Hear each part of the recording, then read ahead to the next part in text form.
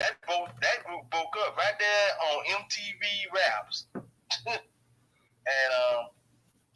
but as we saw, once Busta Rhymes left the group, hell, damn the damn group. Never heard anything else from them. so I mean, you have to give Busta Rhymes his due, man. He kind of did make the group, I guess you could say. Oh yeah, you got to give him his due, and like I said, I give him his due as being a phenomenal rapper, and one of the best of his era, one of the best of all time. My issue with him comes when he starts.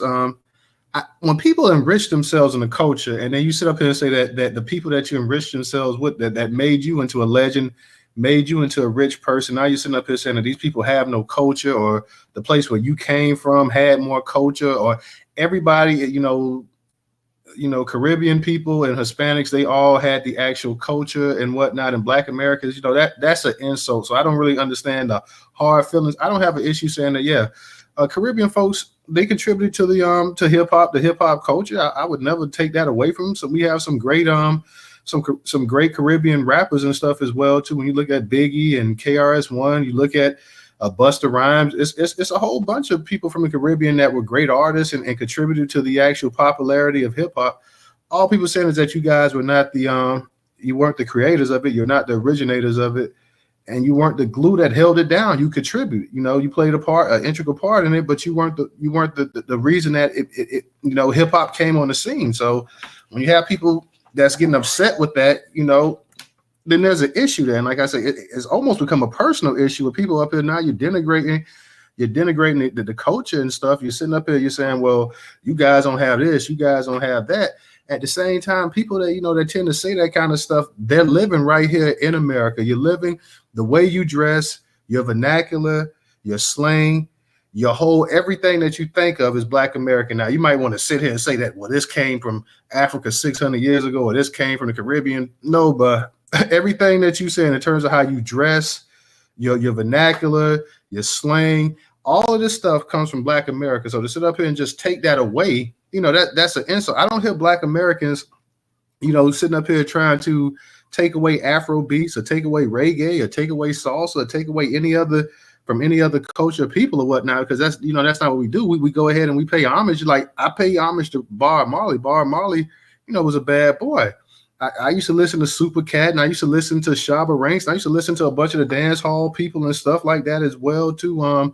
What's your boy Beanie Man and stuff like that. So I gave props and stuff like that. I never would sit up here and say, well, the only reason that you guys are popular is because of you're an American, is because of Black people, and that's just a cheap form of Black American music. No, man, I sit up here, I pay homage, I give respect. I'm saying, yo, y'all doing your thing, much respect to you. I want to support as much as I can, but when that it's not reciprocated, and I'm not gonna get in the name of just getting to the point of just calling people names and calling people out their names and this and that, whatever.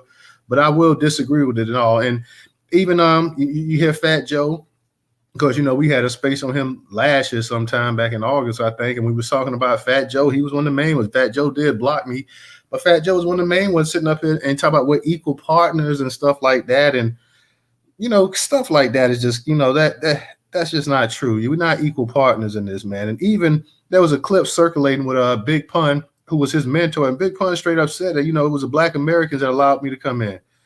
End of the story right there. If you were equal partners, you wouldn't need the Black Americans allowed. And Big Pun is the best Latino rapper of all time. And he acknowledged, hey, it was Black Americans that opened that door for me to come in there. So to sit up here and to try to take away from Black Americans and what they built and stuff like that. And then, like I say, you can just go by the history. And I was going back and forth with this one cat today. Bruh, stop. Let's just go by the simple history right here. Okay. And this is like I say, this is not to be nitpicking and going back and forth. But you talk about a group of people that created soul music, R&B, jazz, blues, the hell, country, rock and roll, all of this stuff right here, gospel music. You're talking about people that have a catalog, a history of creating some of the most popular music in the world that people from all over the world, people from started the British explosion, the revolution, all of that stuff. They all came over here emulating what they heard and stuff from the Motown sound, from James Brown, from Otis Redding, and everything else.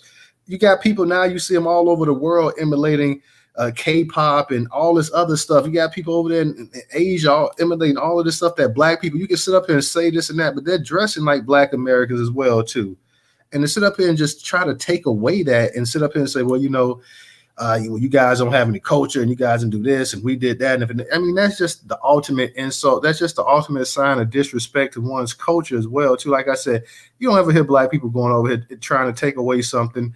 You whether it's in this country or it's overseas or wherever, you don't hear them saying, well, that's not really yours and you wouldn't have that if it wasn't for us and this and that. But for whatever reason, it's really disheartening that, like I said, because I always grew up, giving acknowledgement, like I say, to reggae and everything else and this and that or whatever, and giving acknowledgement because I'm in Florida. So, I used to listen to reggae music and stuff like that. As I started becoming a teenager, that's when I really started listening to it more so. But they played it all the time, especially in South Florida. So, I gave acknowledgement to it. And I'm saying, okay, well, this is, I can get into this or whatever. I appreciate it. I appreciate a difference in the music or whatever, the genre. And I thought it was that same respect.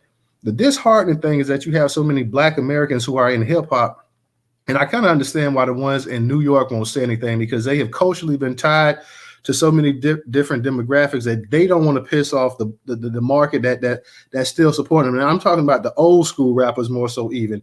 A lot of them are not putting out music anymore, so they have to tour and they have to do these concerts and everything else. So they don't want to piss off a large fan base out there of people that's non-black Americans who still support them by going to their concerts and everything like that. They don't want to come out and they don't want to say anything. They don't want to say, well, this is nonsense. This is a black American music form right here that everybody's welcome to come in and participate in, but they can't even say that. Now it's to the point that, hey, and I see people like Fat Joe and them championing it. They'll say, well, hip hop, and I hear the black Americans champion it too. They don't stop and they say, hip hop, that's the culture, that's everybody's music and stuff like that. And just started saying like, hey, hip hop is everybody's welcome to come, but hip hop is black American music. I mean, it's part of our culture and everything else.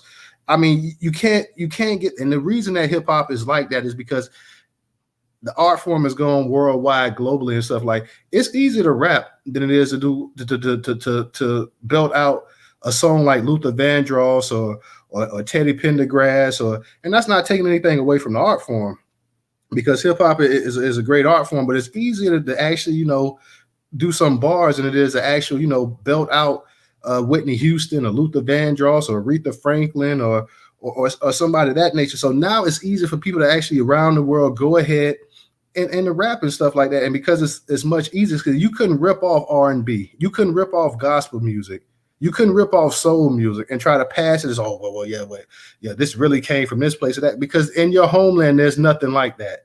There's no place you can go at in this world and you're going to find anything similar to soul music. You just can't find it. You can imitate as much as you want to, but you're not going to be able to find a duplicate or a replica of that. I don't care where you go at. You may have somebody putting up a poor impersonation of it, but it's just not going to go. You're not going to find you're not in gospel. You're not going to find anywhere in this world a Mahalia Jackson or a Shirley Caesar anywhere. You're not going to find that. That's impossible. You're not going to find a Ray Charles in the blues, or you're not going to find a B.B. King anywhere in the world. But with rap, it's a little bit different. Like I say, it's not to the level like where you're not singing like some of these other people. So it's a little bit different, a little bit easier to go ahead and take that credit and take that. And yeah, so that's why you have so many. I've never seen in my lifetime. I see more Asians on TV dancing. I've never, in nationalities, period. I don't remember ever seeing that many people on TV dancing the way you see now. Every commercial, I'm looking at the actual dance forms, and everybody just straight up just ripping it off. I mean, I've never seen that many white women dancing on commercials, dancing in a hip hop nature, whether it's white, it's Hispanic, it's Asian. I see all of this on TV. And like nobody, like I say, black people ain't sitting up here and they're not bitching and whining about it, anything like that. It's not until you start going ahead and just start just sitting up here just trying to supplant them up out of their culture is when you have an issue with this right here. And I'm seeing it left and right. So like I said, you can't go anywhere in this world and find a BB and CC Winans except here in America. It just doesn't happen.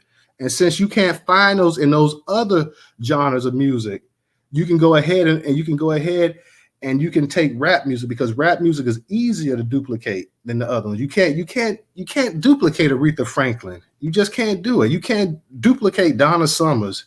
You can't duplicate those type of people. You can't duplicate Michael Jackson. You may try, but you can't duplicate it. And shout out to Michael Jackson. I see once again that they're coming after the family again with some more stuff, trying to do another weasel run and trying to squeeze money up out of his estate once again. Man can't rest in peace. The boy said before nothing happened. Now he wants to turn on it, but that's a story for another time. So rest in peace to Michael Jackson. But because of rap and the way things are set up, you can go ahead and you can weasel your way right into it. So that's the issue we having right here. Like I said, you can't do it with any of those other. You can't find another Motown in the world. There's never been another Motown, only in USA. Motown USA. You've never had anything similar to that before. You don't have a LaFace Records in any other part of the world. But since, like I said, since rap music is a little bit different in terms of how you set it up and how you do it, yeah, you can get away with that. But you couldn't get away with just the soul and the rhythm and everything that came along with black music. And if you ask these people, see, there are no other things like that in their country. Right now, you have all kind of different forms of rap music, no matter where you go at in the world. So people can say, well, it was always here. It was always here. Yeah, the African cat sitting up here months ago talking about, well, it really originated. African dude sitting up here lying his ass off, talking about he was the first person to actually develop rap and stuff in the 1970s and stuff. And he's just like, bro, stop it. Just what do y'all do? Just sit up here just coming up with stuff like it, just sitting up here lying. So no matter what it is, it's also to the point that nobody wants to give Black Americans credit for just simple things that they did. Like, I don't know, like it's almost just being too nice or something like that. So that's a discussion, guys. We're going to be talking about the hip hop true creators. Shout out to everybody over there on the YouTube channel. We're also going to talk about Ice Cube and the Gatekeepers. So I want everybody, because I got 2 articles I want to touch up on that as well too. I Am is up in the spot, so I definitely want to hear from I Am tonight, definitely on this hip hop thing. And we got to talk about this dude up in Rhode Island, this black dude. They got to sit his ass up in the cage for some kind of charity event, and just like, really, I mean, for $1, man, you're gonna sit up here in the cage at a Walmart. So that's what we're talking about tonight, y'all. Shout out to everybody coming up in the space. Y'all go ahead and tweet the space out. We're going to go ahead and get this thing really, really running. I want to go ahead real quick and touch up on the Ice Cube situation and the Walmart. And I want everybody to come up here that wants to speak on the hip-hop, Ice Cube, and the Walmart situation as well, too. I just want to go ahead and touch up on those articles. Professor, if anybody wants to come up and speak, just go ahead and approve them to speak, okay? Okay, I got you. I'm gonna go ahead. I'm gonna touch up on those. Go ahead. Oh no, I was just gonna say right quick before you get started and get this thing fired up. In reference to this motherfucker Busta Rhymes, I just want to say, y'all, this dude, one of the greatest rappers of all time. Give him his props.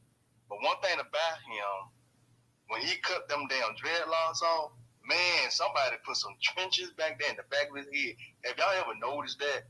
See, next time he say something smart about the Black American culture, that's what I'm gonna do. I'm gonna light a fire up under his ass about them trenches in the back of his head, like somebody back there burrowing through his head, like for tremors or something like that. Yeah, y'all need to check that out. Y'all check that out now.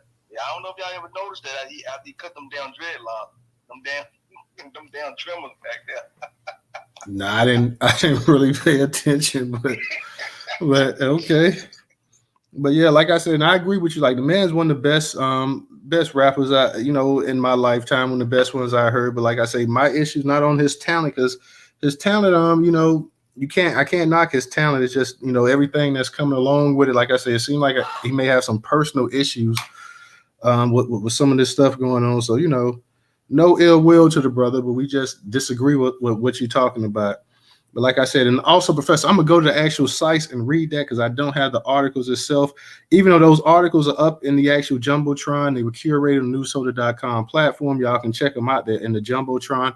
I'm going to go to the actual sites, and I'm going to actually touch up on that.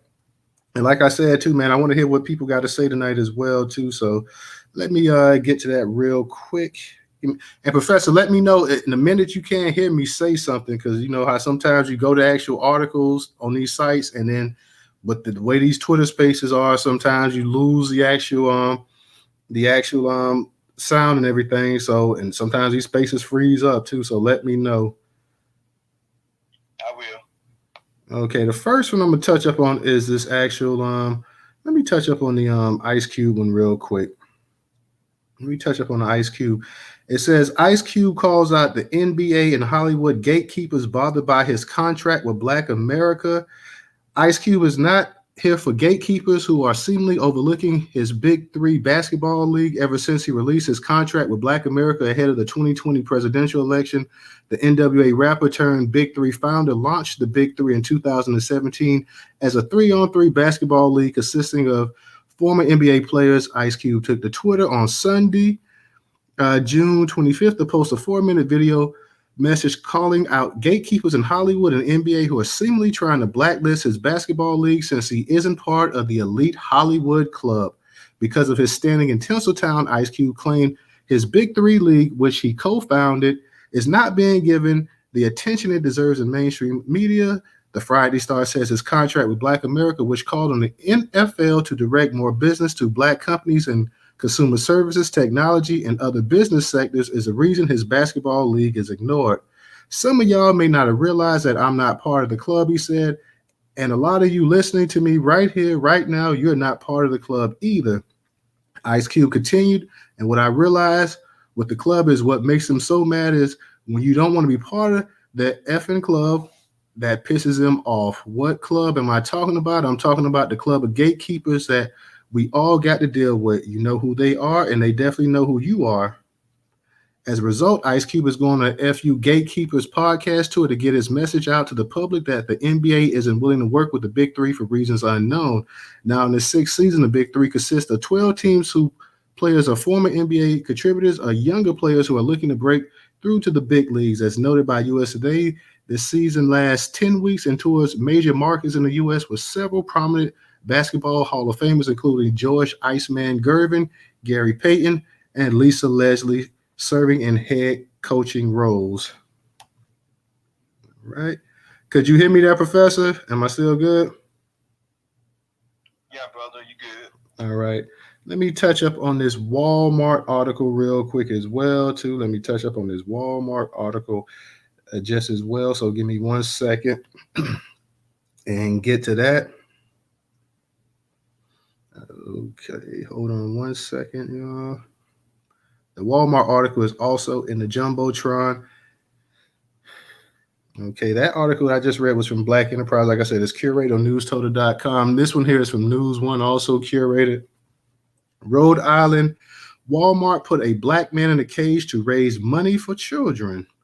A Walmart in Providence, Rhode Island is under scrutiny after they decided to put a Black man in a cage. Y'all give me a second because the pop-ups are coming up on this thing too. Let me see. Put a Black man in a cage in the middle of the store to raise money for children.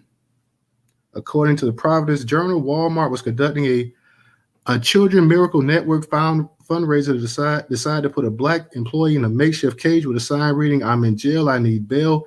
Help me raise 50 to get out." The sign also read, "All donations going to the Hasbro Children's Miracle Network." After going viral on social media, the photo drew the criticism of the community, organizers, and citizens alike. Rhode Island Foundation Equity Leadership Initiative member Angela Boating also shared a photo of the racist display, writing she was perplexed by the fundraiser.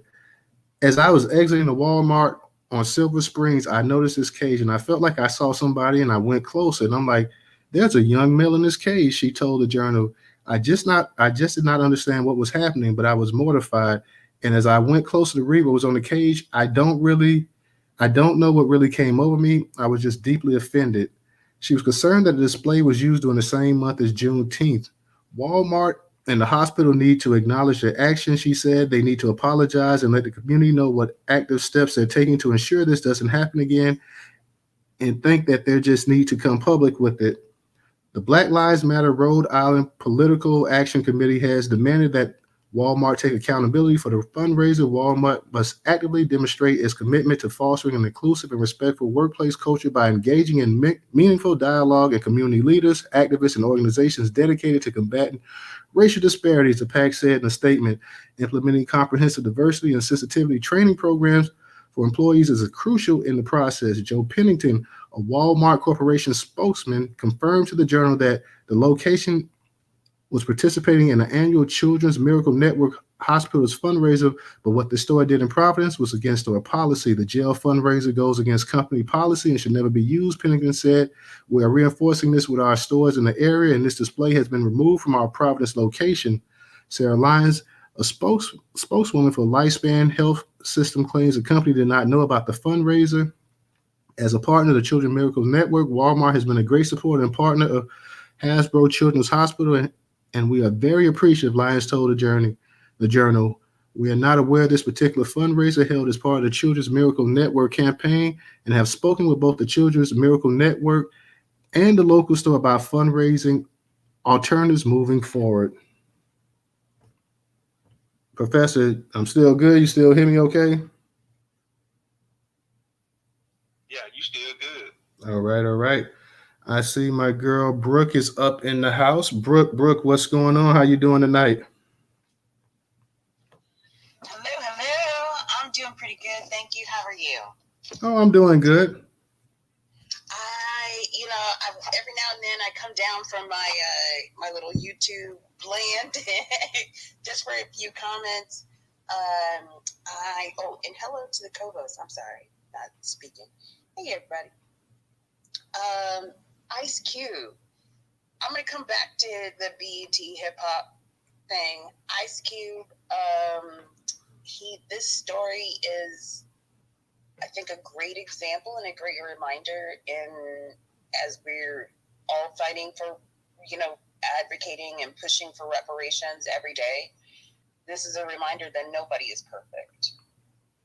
That, he should have gone on a Black podcast tour from the start. Let's be real. And he should have hit up all the, underground sports associated, people who were those influencers who are looking for the come up, because that's really the people who would care about this, right? And those are your target audience in a way.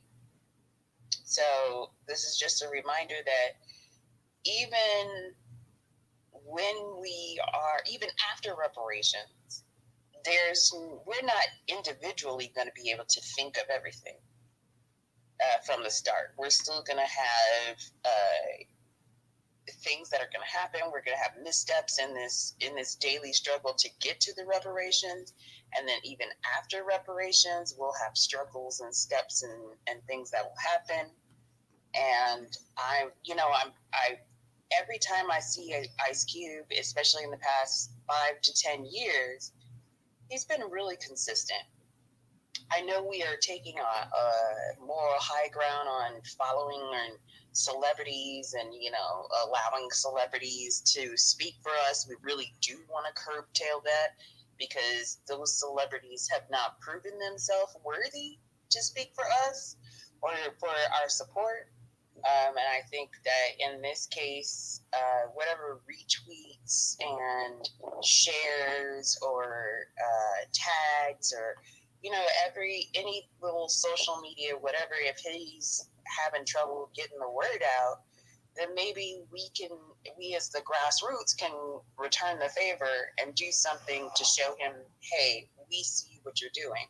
Because the truth is that, the NBA, The Rock was able to make that off-brand football league because he went to the NFL with his hat in his hand, so to speak, like begging, like, can you give us more? Would you allow us to create this football league? I don't think that the NBA gave their blessing, or quote unquote, and I don't think that Ice Cube asked for a blessing from the NBA necessarily. Maybe he did. I don't know. But it don't seem like he's getting that support of the broadcasters and the ESPN and all those normal, regular people because they're under contract with the NBA. So fuck them hoes as usual. Sorry to be cursing. And the other story, I hope you know how sometimes you hear news stories and you're like, that ain't us. I really hoped that ain't us. And we've delineated. So whatever the diaspora wants to do, if they want to put themselves in cages for charity, whatever. If that's where you want to be when Jesus comes back, putting yourself in a cage for charity, whatever. And I land my plane. Thank you. All right. Thank you, Brooke, as always. Good to hear from you. I know you be, like you say, hanging out in YouTube world as well. So definitely glad to have you up in here. Everybody up in the space. Also, I got the actual the Twitter poll that I took, guys. That's the very first on the right hand side. The Twitter poll about who created hip hop. If you have not already voted, go ahead and vote in that poll. If you have voted, go ahead and retweet it out. Retweet it out either way. Go ahead and retweet it out. Tweet it out. That'll definitely help. But yeah, we have the actual that's right up in the Jumbotron on the right hand side, the very first one up there, the actual who created hip hop. And these are the options: Black Americans, Jamaicans, Puerto Ricans, not sure. Right now it's 97% Black Americans, 1% Jamaicans, 0% Puerto Ricans, 2% not sure. 247 votes that we have so far in the first day, 247 votes that we have in the first day, 2 days and 17 hours left of the poll. So like I said, if you have not voted, go ahead and just click up in the Jumbotron and cast a vote real quick. And also when you cast that vote, make sure you go ahead and like it and retweet it as well too. Do both, like it and retweet it. Brother Moku, how you doing tonight? What's going on? Hey, everybody. You low, brother Moku. Can we get you a little bit louder? Yeah, can you hear me now? About the same, but go ahead. All right, well, sorry. Yeah, I don't even have my Bluetooth on. I don't know what's going on, but anyway, I'm gonna start with hip hop true creators. We all know it was us. It was us. We all know that. So I'm not even entertaining that argument anymore. When I see the Busta Rhymes and the Fat Joes and everybody else, I look at it like Mayweather fight. Well, Mayweather would have lost if the ref wouldn't. Look, man. You can cry about it, you can whine about it. Yo, look, we created hip hop, and that's that. Yeah, I mean, even if Buster wants to claim it, who was he trained by? PE, Public Enemy. Public Enemy is who trained Buster Rhymes. So even if you want to try to claim it, brother, you got trained by us. You ain't create nothing. You know what I'm saying? So I'll get the Ice Cube. I support Ice Cube. I've been following Ice Cube for a minute. I seen the post that my brother Black Majority State put up, and I don't think I think I might have retweeted it or not. I'm not sure, but I definitely am behind Ice Cube. He never asked for the NBA support. All he asks is that the NBA stop doing their little treacherous BS. You know what I'm saying? He never mentioned the NBA. I don't think he needs the NBA. I think Ice Cube is doing what I think he's making a fine example of what should be done. Um, hey, I don't want to acquiesce to y'all BS, so I'm gonna make my own league, and that's what he did. And I think he worded it in a real strategic way because we gotta remember he has people's careers in his hand. He controls a lot of employees. So my hats are off to Ice Cube. He was always one of my favorite West Coast rappers, especially my favorite NWA, especially my favorite when he went against Jerry Heller and through all that tobacco. Yeah, I was with you through all of that, and I'm gonna just say, hats off to Cube, and if Cube ran for president today, he would have my damn vote. You know what I'm saying? And I don't care how anybody feels about that opinion. I mean, that's just my personal opinion. As far as the Walmart thing, I've always been real suspicious of Walmart. I think when Boycott brought up boycott Target, I think I posted on Funded Socially that I currently practice boycott a few places as well. And I think I know that Walmart is on my personal list. I don't know if I uh, posted it or not. But I think we all should have a list of stores and businesses that we personally boycott, and we should have spaces and on exchanging um, our list so that we all can get on code about boycotting the stores in our areas. And because we are not in the same area, it'll give us some homework to do and see what changed on what so that we can really hit them where it hurts. You know what I'm saying? Um, Walmart has always been questionable to me because they participating in some BS like this. I would implore everybody just add Walmart to your boycott list. I mean, find another department store to shop at. I mean, I know in some places Walmart is the only place around that has the goods that you need. But just if you can, if it's convenient. I live around a lot of other stores other than Walmart. You know what I'm saying? Fortunately, I'm in Baltimore, so it's a lot of black-owned businesses down here as well. So I just like it was nothing for me to boycott Target. I added Walmart to the list about a month and a half ago, and it's not really hurting me at all. So I'll land there. All right, thank you, brother Moku. Thank you, thank you, thank you. You're right. Walmart. The thing about Walmart, we know how Walmart comes to certain towns and just swallows up all of these smaller businesses. So, like you said, some people may not almost because that's another thing that they're doing, especially here in Florida. That a lot of places that may have a grocery store at in these black neighborhoods. These grocery stores are going out of business. So now you're creating even bigger food deserts and stuff like that as well too. So that may be the issue, that they may not even have another place to shop at. So because like I said, that on the south side, they're just taking things up, taking things away and stuff like that. So now taking pharmacies away from the CVSs are disappearing in some of these black neighborhoods, the grocery stores. So now you create not only a food desert, but now you don't even have a local damn pharmacy to go to as well too. So Walmart comes in and they suck things up, and some of these smaller towns don't even want Walmart in there because they know Walmart's gonna just destroy these smaller businesses as well too. So definitely something to think about there. Carissa, how you doing tonight? Hey guys, I'm doing good. How you doing, news? We're doing good. Professor, What's how you up? doing?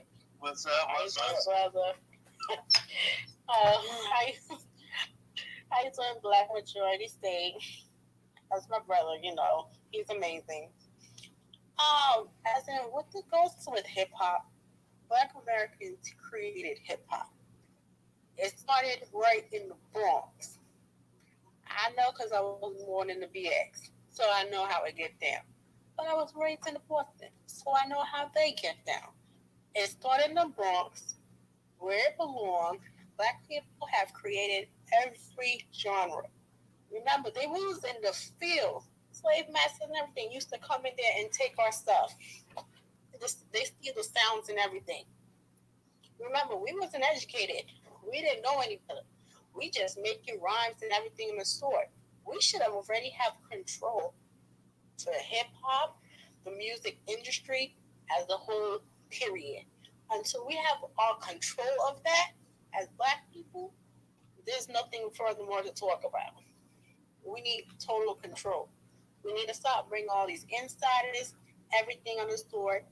We bring them in, they turn on us, they get the awards, the rewards, the repercussions, everything, and we like, well, what happened? We the talented ones. Oh no, you're only here as a clone. Why you think they have the Koreans and stuff copying R&B and everything nowadays? People not hip to that. They don't want us around. Period. That's one. As in Walmart, Why would you allow yourself to be in a cage for a company? As we as black people, we lost all respect and dignity for ourselves. Then again, you also have to remember we have the kids who were having kids. They're rampant, wild, and free, and that's something that we need to address because people are afraid to touch that topic. It's a dangerous and it's cancerous, and they bringing us down. Because Walmart, every single company has a time frame when they want to make black people the scapegoat of everything. If it's not black, then they don't get the business. And we need, as black people, need to understand that. To this day, they still making money off of us. That's a problem. We should be we should be shopping black owned like how other people do theirs. The Hispanics did it, the damn well Asians, because we made them rich. The Koreans, everybody, we made rich. But our dollars circulate within what, 10 minutes of when we get paid? That says a lot about us.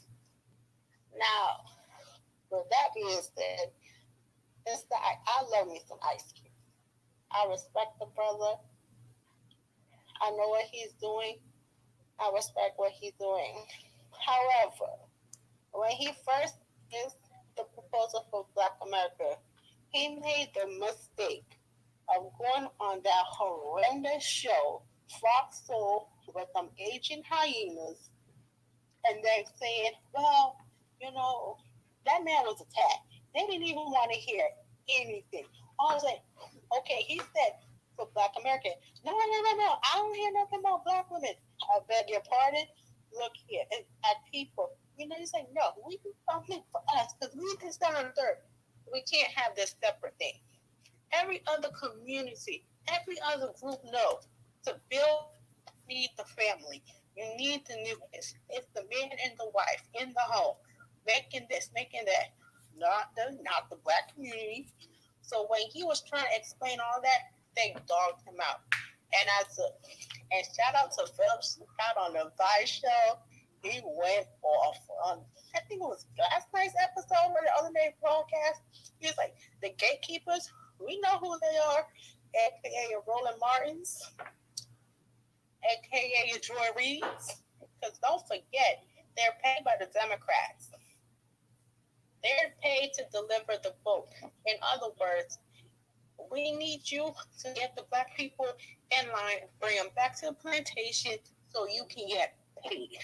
If they do not get paid, if they don't deliver the vote, they don't get paid. Don't you see that's a problem? So that's what he's talking about. News, if you could reach out to his publicist or something and you could interview him, that would be amazing. Shout out to the black grassroots like Tori and Rain, Lisa Vera, Harvey from Your World, Phil from Vice Show, The Black Authority, Progressive Black Truth. They've been doing videos on calling all of them out. So that's who he's talking about. The so-called Democrat Party that the black people have obsession over. If you don't vote, you have to vote no matter who type of BS. The Simone Sanders, those are who he needs. And that's something black people need to stop.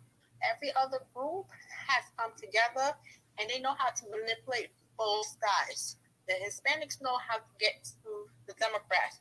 But after all, after that is said and done, when they get what they want, they vote Republican. The Asians, they really don't vote like that. But they use what the incidents, even though white people was harassing their asses, they said, oh, it's a black community. That's how they got the Asian hate crime bill. The gays did exactly what the Jews did. They put all their resources together, whatever half aside, and guess who's the boogeyman of everybody? We are. They been far over enough.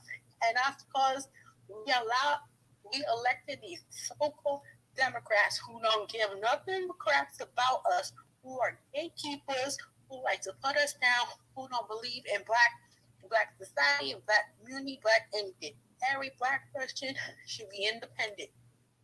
We have to do better than this.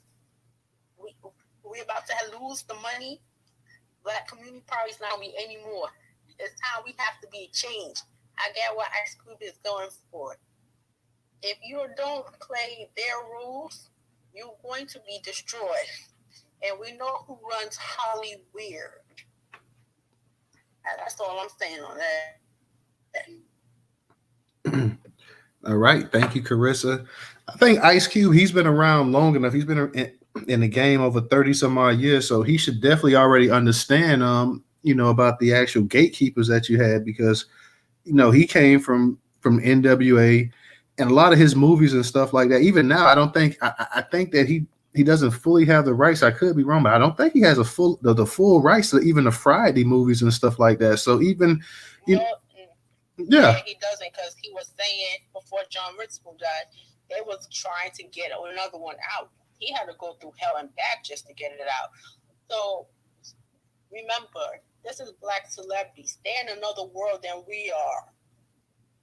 So they have to play on their level field. You remember how it goes? They're part of us, but they're not part of us. Meaning, they're on the higher echelons. You have to know how to play chess. And every Black celebrity, unfortunately, to tell you the truth, has failed. Badly. So he has to go in playing hardball. He's not like Farrakhan. If Farrakhan will let TOS, he don't give a shit.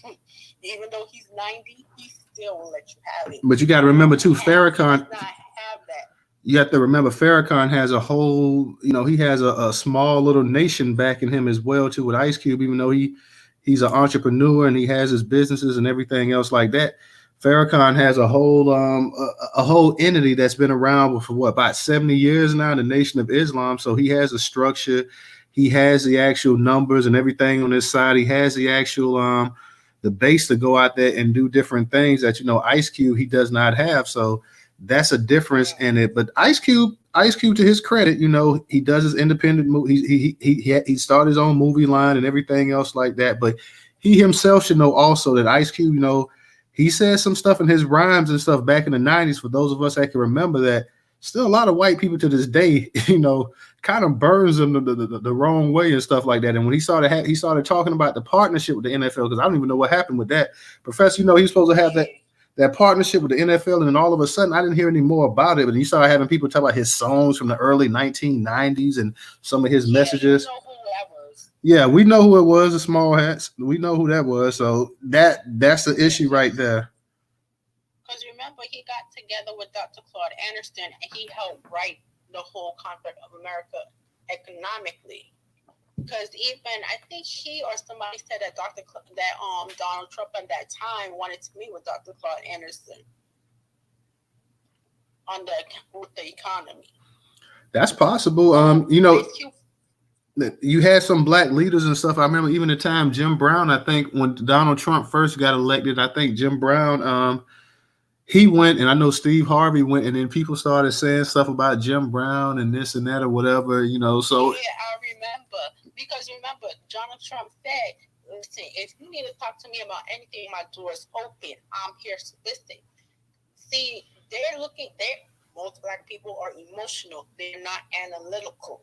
That's the problem. If you're not looking at it from the big picture, you're always going to fail. That's true. This thing, let me give a salute. I see Dark Kent on YouTube. Salute to the chat on YouTube as well, too. Salute to you, Dark Kent and Brooke. I don't see my boy Nat in there tonight. I know if he's in there, he's gonna definitely leave some messages, so he must not be in there tonight. But the situation with this thing at the Walmart too, with the Black man that's up in this that was up in this cage or whatever.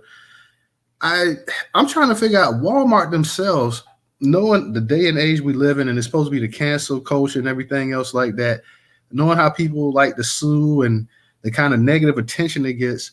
And I know you had that article I read. I know the brass at Walmart was saying, this is not how we do things and this and that or whatever. But why in the world would even the local Walmart, you think they would have enough sense to say, hey, just from the visual of how this is going to come off with a Black dude up in the cage, No, this is not gonna look right here. We don't need to go ahead and do that. We need to 1 second, Carissa. We not gonna do that. We got to go ahead and we got to find another way to go ahead and raise some money. Putting a black man up in the cage at a Walmart, and we talking about, that just don't look right. That's not gonna in 2023. That's just not gonna fly. Maybe in 1983, even 1993, maybe in 2003, but in 2023, with how everything is, how visual everything is, social media, and all this kind of stuff, and quote unquote, we living in supposedly the cancel culture, whatever. I don't know if that would be a right thing. Now, you would think that the manager, the general manager, because they had to get approval to go ahead and have this fundraiser, that that we may want to go ahead and stay clear away from this right here. This is gonna have a hell of a pushback right here. Go ahead, Carissa. It will make too much sense. However, they need clicks, views for people to talk. So what do? You make sure you do anything outrageous, outlanguage that's going to start a firestorm. That's what these companies do. Remember a couple of years back with H&M and that boy. So I'm not surprised. I'm actually mad that the boy and the young boy had went along with it. But you also have to remember, a lot of these Gen Zs and stuff, they're a little special and touched. They're not being taught properly. So what? I mean, I know it's not an excuse, but you have to look at it as a business person. They will do anything for likes and clicks just to get a point, even though it could be wrong or right.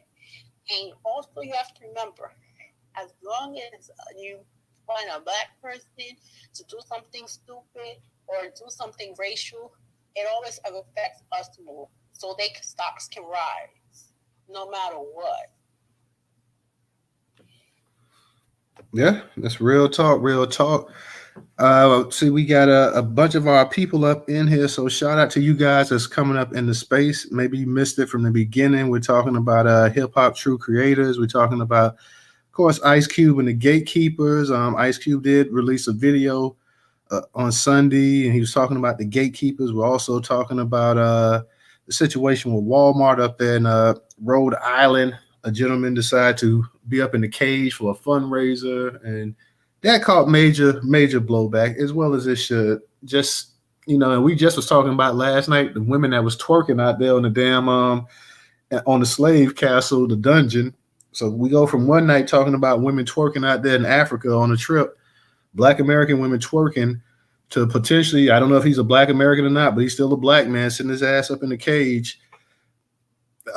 Like it's show and tell or something, like it's the old pin the tail on the donkey or something like that. So it's, like I say, from one night we talking about women twerking, where one of the biggest atrocities in the history of the world ever took place, to this fella right here sitting up in the cage in corporate America, one of the biggest franchises in the world, sitting up in here like a magpie in his cage, trying to raise money.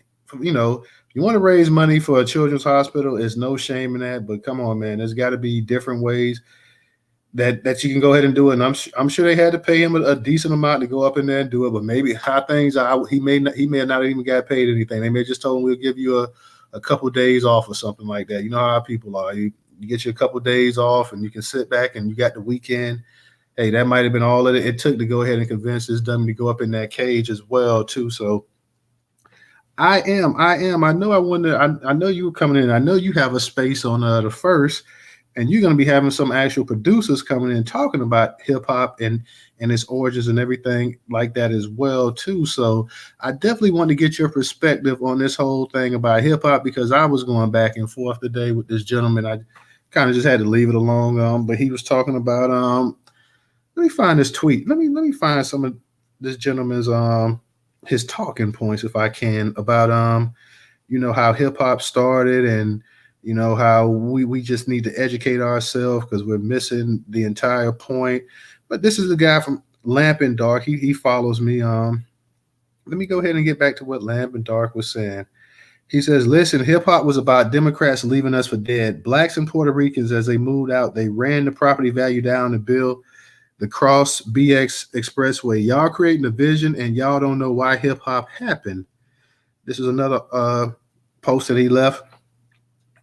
Hip hop was us being left for dead in the inner cities. All of us. They stopped the gangs and united. It was blacks, Latino, Bambaataa. I guess he's talking about African Bambaataa, Herc, Flash, all West Indian, U.S. born, except here. It was a mix, but it was about unity, all messing up the program. Another post he wrote. He was telling me personally, you would get slayed in a debate. I'm trying to help you get your facts straight. I guess he was saying I need to go watch the movie Wild Style, and Beach Street. Let's see if we can find one more. He also once again says, you are the one that will get slayed in the debate. Come to the Hip Hop Museum in the BX with your theory, please. And then I think we was talking about gospel music. He says, I'm trying to help you. Y'all all non-New Yorkers are corny. R&B came from gospel. Okay. And like I told him before, I listed all of the stuff that Black Americans created. R&B came from gospel. So, okay, well, I think that Black people actually created gospel. So the vision of diaspora is corny. We're all slaves. I'm a Black American, South Carolina roots, New York born, bred. There is too much documented truth you should learn. Then he comes back, then come to the Schomburg Center, Black Research 135th in Harlem. Arthur Schomburg was Puerto Rican, a father of Black research. Black research was a Puerto Rican. You will get slayed in debates. So that was him going back and forth all day. Okay, brother. However you want to get it. So basically, he was saying that it was hell up in New York, and poor blacks, we heard that story before, poor blacks, poor Puerto Ricans, even growing up, they used to say poor whites as well, too. They would throw that in there as well, too. All came together and they all formed hip hop. So that's how it all got started. And my man Trenton, shout out to Trenton on YouTube. Trenton said for the dude in Walmart till they gave him a $10 gift card to sit in the cage for 8 hours. Like that's probably all they gave him too. What's up, Miss Stephanie? How you doing tonight? And let's try to get some of our other people up here because I like everybody just chilling tonight. I thought like we got Ice Cube up here, we got the Walmart issue going on, we got the hip hop true creators and stuff like that. Busta Rhymes, we know the past couple years he's been on an absolute tear along with Fat Joe, discrediting everything. And like I say, I grew up listening to Busta Rhymes. I love Busta Rhymes rhymes and stuff like that. Busta Rhymes is one of the best ever to me. And I didn't know I didn't know Busta Rhymes had this resentment towards Black America that he has, but he has a serious resentment in terms when you start talking about you're living in a country and you ingratiated yourself in a culture and you sit up here talking about that they have no culture. And yeah, bro, there's some issues right here. But how you doing tonight, Stephanie?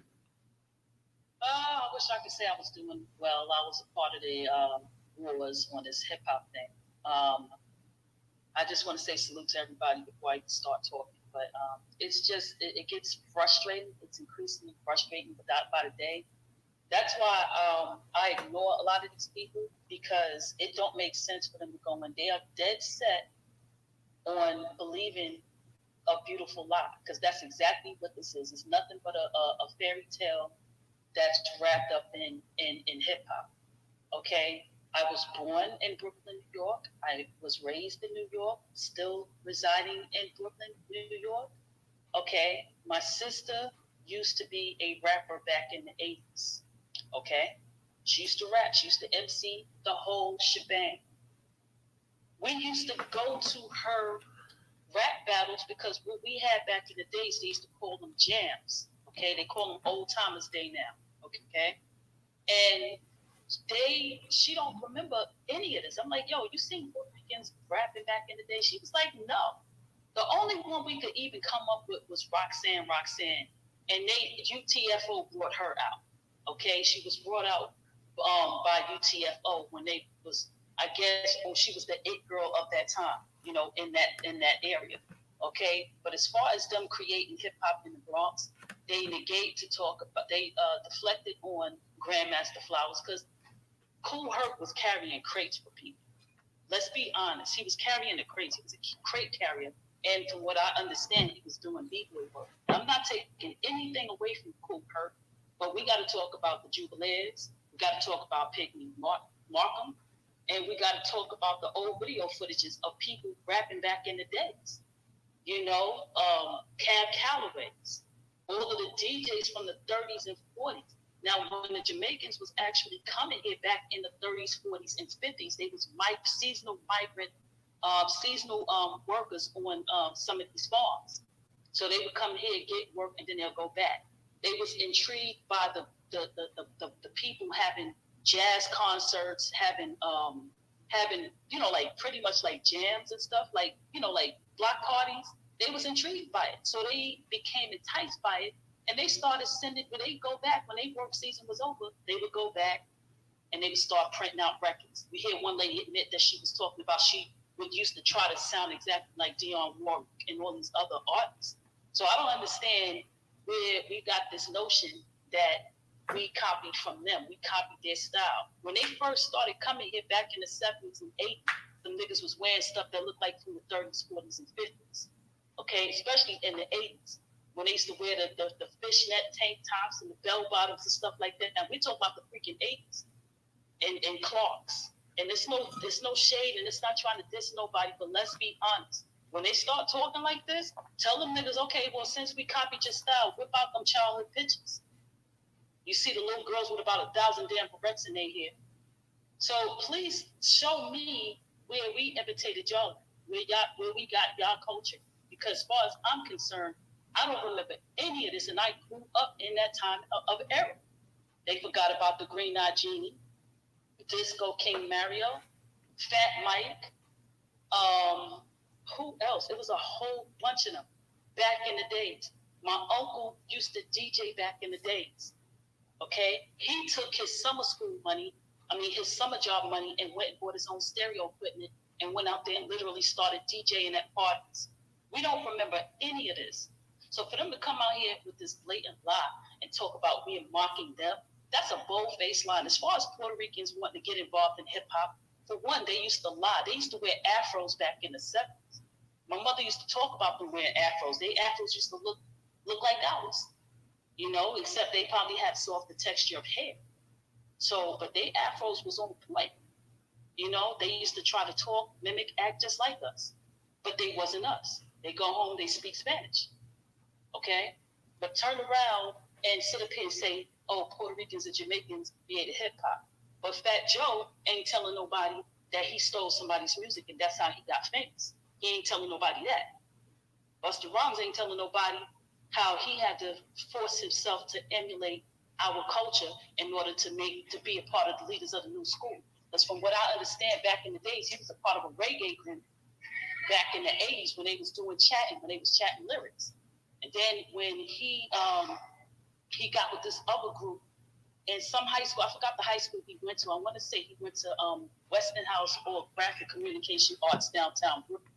Now, when I found out about that, they said he linked up with this other group, and they wound up becoming leaders of the new school.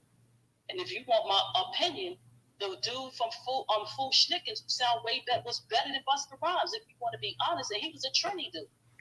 So I was giving big ups to that guy because I liked him better than I liked Busta Rhymes. To be honest with you, and that was when Busta first came out. So if these people want to sit up here and lie, all we're gonna do is keep slapping them with the truth. Now I heard about Fat Joe years ago when they said that he stole somebody's song, and I knew this person personally that told me that. Okay, and when he comes out and he says, "Oh, I'm writing the songs," and what happens? This guy been blowing him up for the past couple of weeks, talking about how Fat Joe only paid him $250 and he was writing all them songs for 3 years. So the nigga had a ghostwriter the whole entire time. So he's not even about hip hop. He's about commercialization. He can give less than a damn about the culture. All he knows is that he wants in, and they want to take over and leave us literally to dry.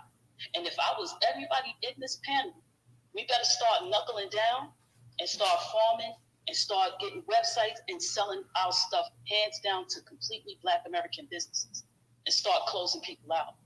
If you want your own food, make your own food and sell it. It's a shame they're doing the same thing with Juneteenth. They've been doing the same thing with any other thing that we come out with that's specifically for us. Everybody wants to jump in and get in on it and make money because we are the brand. That's more proof of that. But we keep being blinded by these people being happy. You know, now the Africans are coming in and they're doing the same thing. When is it going to stop? We have to force it to stop. Because if we keep ignoring it and keep pushing it backwards and just keep moving forward with what we're doing, now we got the president of HBCU. She's a Nigerian. I mean, what's happening here? When are we gonna stop this? I mean, really in full force. When are we gonna stop this mess? Just for them to flat out disrespect you. When is it gonna stop? You know. Then when how you doing? Yeah, hello. So you know, everything is everything. Well, it's commercialized stuff. They're just trying to phase us out, and they are willing participants. Okay, not only because they want the spotlight, because we are the focus of the world. You know, and I'm sorry to be running my mouth for so long, but I felt like the truth just needed to come out. You know, because I'm getting fed up with the nonsense. Now, as far as Ice Cube, he's 100% correct. Look at how they're doing us in the political realm.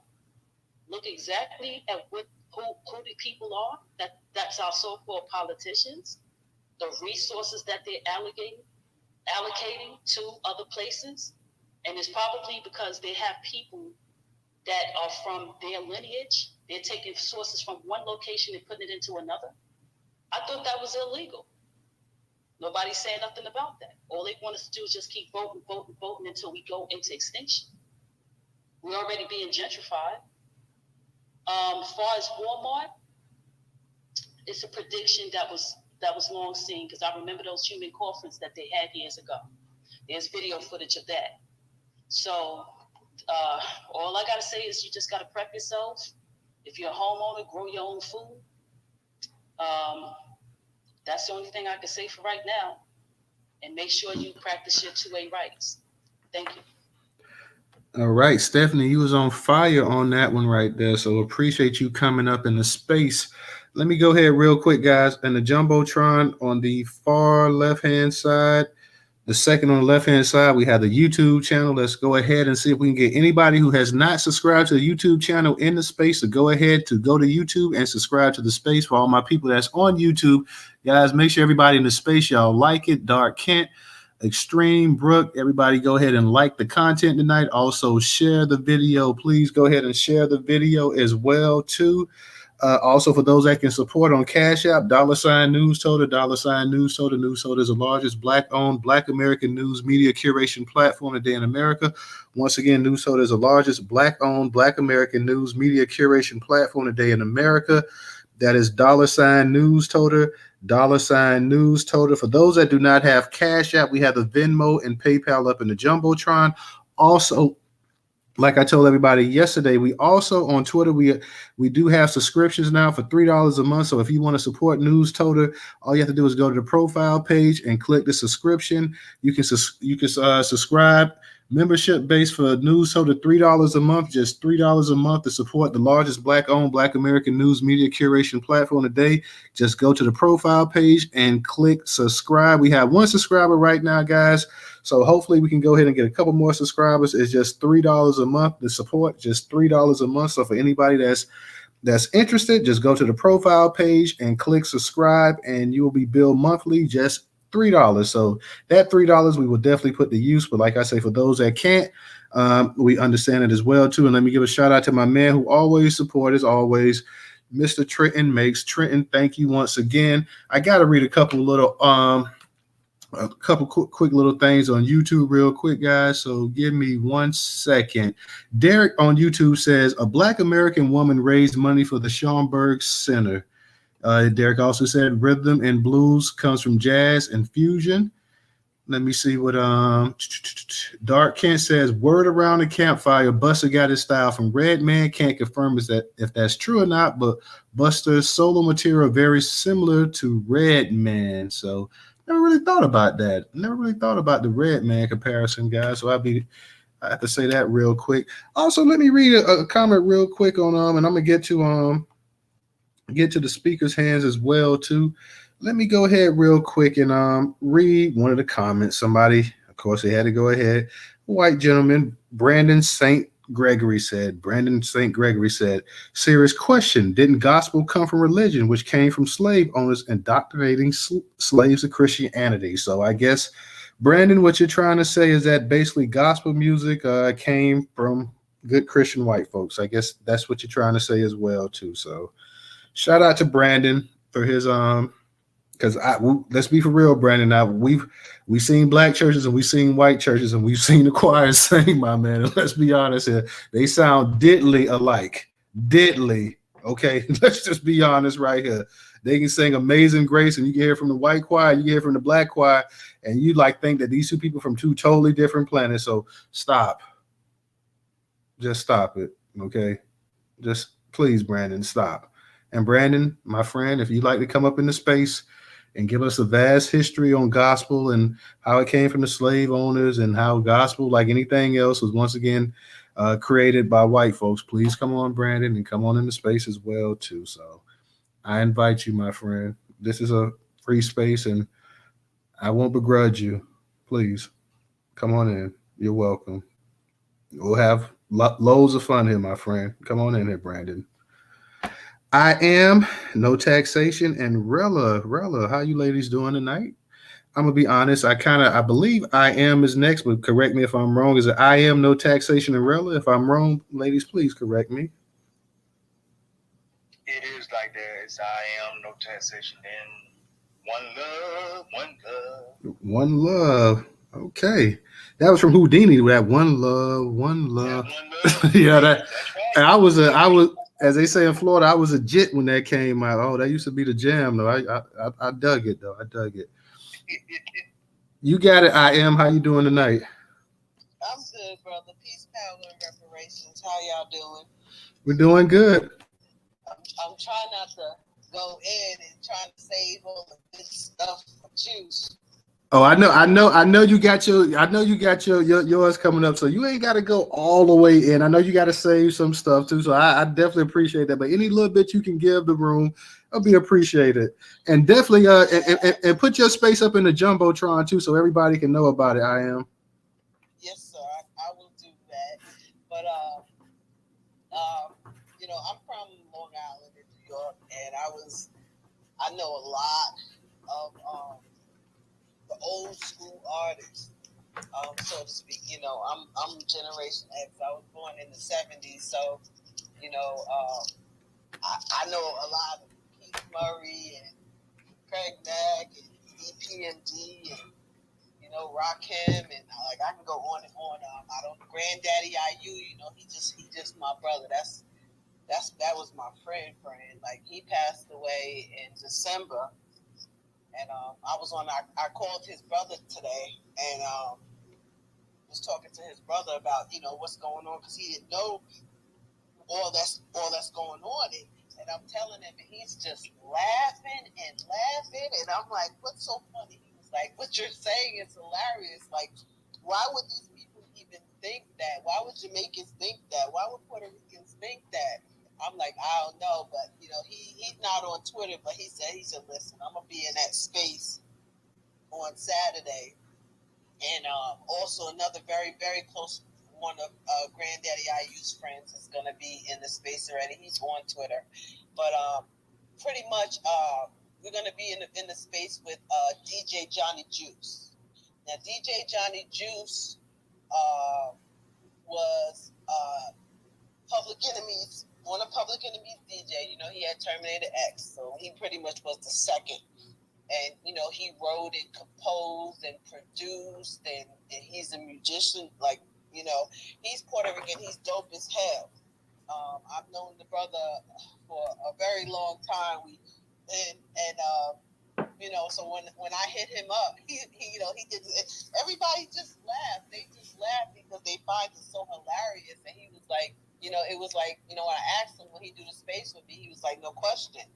So, the brother's, he's got all types of awards and Emmy nominated and NAACP Image Award rated. So, you're dealing with, we're going to be speaking with someone who is very well versed.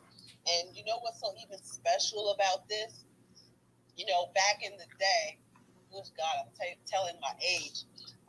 Even though Juice, I call him Juice.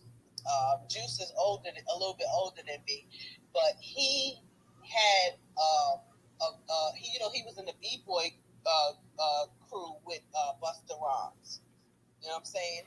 And then him and it was him. First, it was him and Charlie Brown. I can't think of the name of the group. King Pressure, King. I can't remember the name, but he'll speak to it. He'll know. And then they had a little falling out, whatever, and they met up with Chuck D or whatever, and that's how. Because Juice was Charlie Brown's DJ, and they met up with Chuck D or whatever, and that's how Leaders of the New School came about. So what kills me about Busta Rhymes is that he's always tells, if you speak to me, he always say, I'm from Brooklyn. I mean, even in his speech on the BET Awards, he did shout out, Long Island, Uniondale, New York. He lived in Brooklyn until he was 12, and then they moved to Uniondale, New York, on the dark side of Uniondale, right around the corner from Smith Street Park. I know because that's my hood.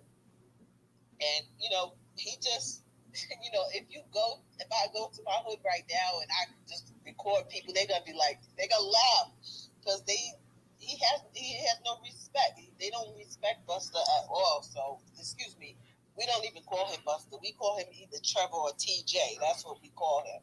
His real name is Trevor, but his nickname is TJ. Me and his brother Paul, we was in the same high school, so it's a lot of history with there. Even I don't know. I don't want to give too much. I'm just gonna let I want Dinko. I want Juice to tell it all, and so it's history. This opportunity. It's gonna. Sound like we losing you a little bit. I am. Oh, sorry. Can you hear me? Yeah, I can hear you kind of breaking up a couple of times. Sorry. Yeah, no, I appreciate this opportunity because it allows me to reach out to the people that I haven't spoke to in a while and have these conversations and just reminisce. So I'm gonna do quite a few spaces and bring out quite a few artists and producers and DJs.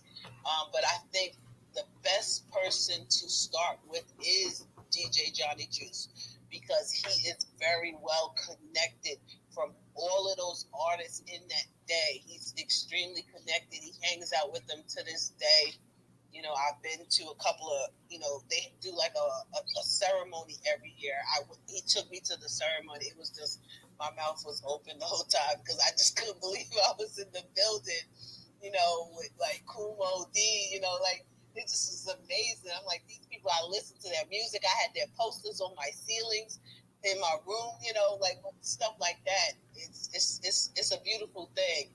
And we need to pay respect and homage to them, and I appreciate the family stepping up to take down this propaganda, this slander, these absolute lies, and we just gonna get some straightening done. So I'm gonna try to get at least one space a week and get an artist in here and chop it up with us, and and let's talk about New York hip hop, which includes Long Island.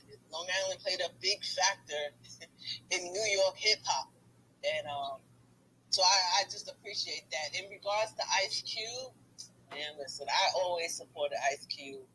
I was kind of shocked at the reaction that he received, and it blew my mind. I was not expecting that, but this is what happens when our people are on this Democrat bandwagon. You don't go against the Democrats, and it was just ridiculous, and it was so disrespectful. And he's owed an apology. Walmart, fuck Walmart. I'm sorry, Newstoter. I'm sorry, but fuck Walmart. I was a manager at Walmart, and man, that place is so toxic. Like, it is so toxic. So I don't have nothing good ever to say about Walmart. I really don't. So I'm gonna just leave it like that and be done with it. But I appreciate you, family, and I'll land. Thank you, I am. And I got to give a shout out to Miss No Taxation, even though I know she's coming up here. I got my second subscriber on the actual for the membership. So No Taxation. She went ahead and subscribed to it. So thank this sister. Let me give her a big shout out. Thank you, No Taxation. And how you doing tonight? I'm war weary. How you doing? Oh, I'm doing good. It's hot as hell down here in Florida, man. It's been like 95 degrees. And Well, they say y'all finna get into triple digits down there. well, the heat index has been in the triple digits, and not only that, when it gets hot like that during the summer, it whacks your air conditioner out. So I got my air conditioner on 72, but it's reading 75. So it's hot as hell right here. Same in North Carolina.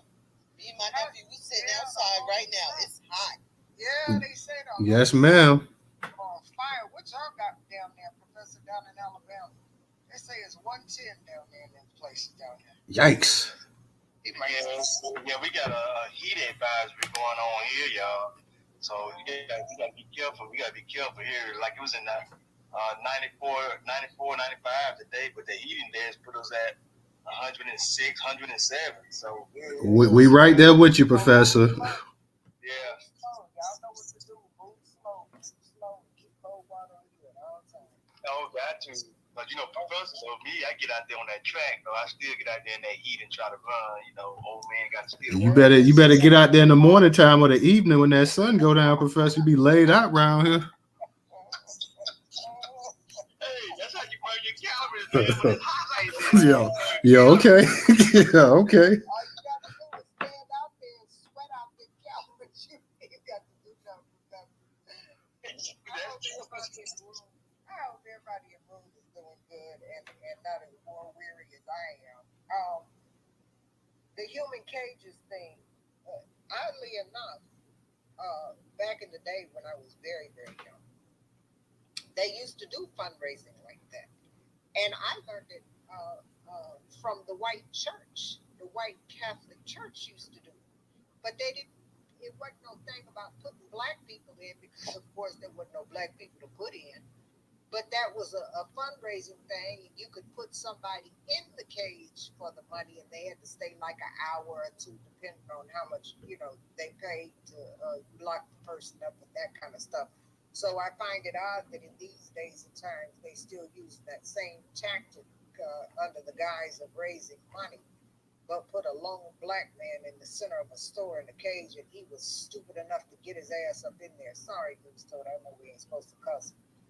But he was silly enough to get up in there for any amount of money. If he just wanted to get up in a cage, all he had to do was take himself down to the police station and say, "Lock me up." They'd be more than happy to put him in a cage.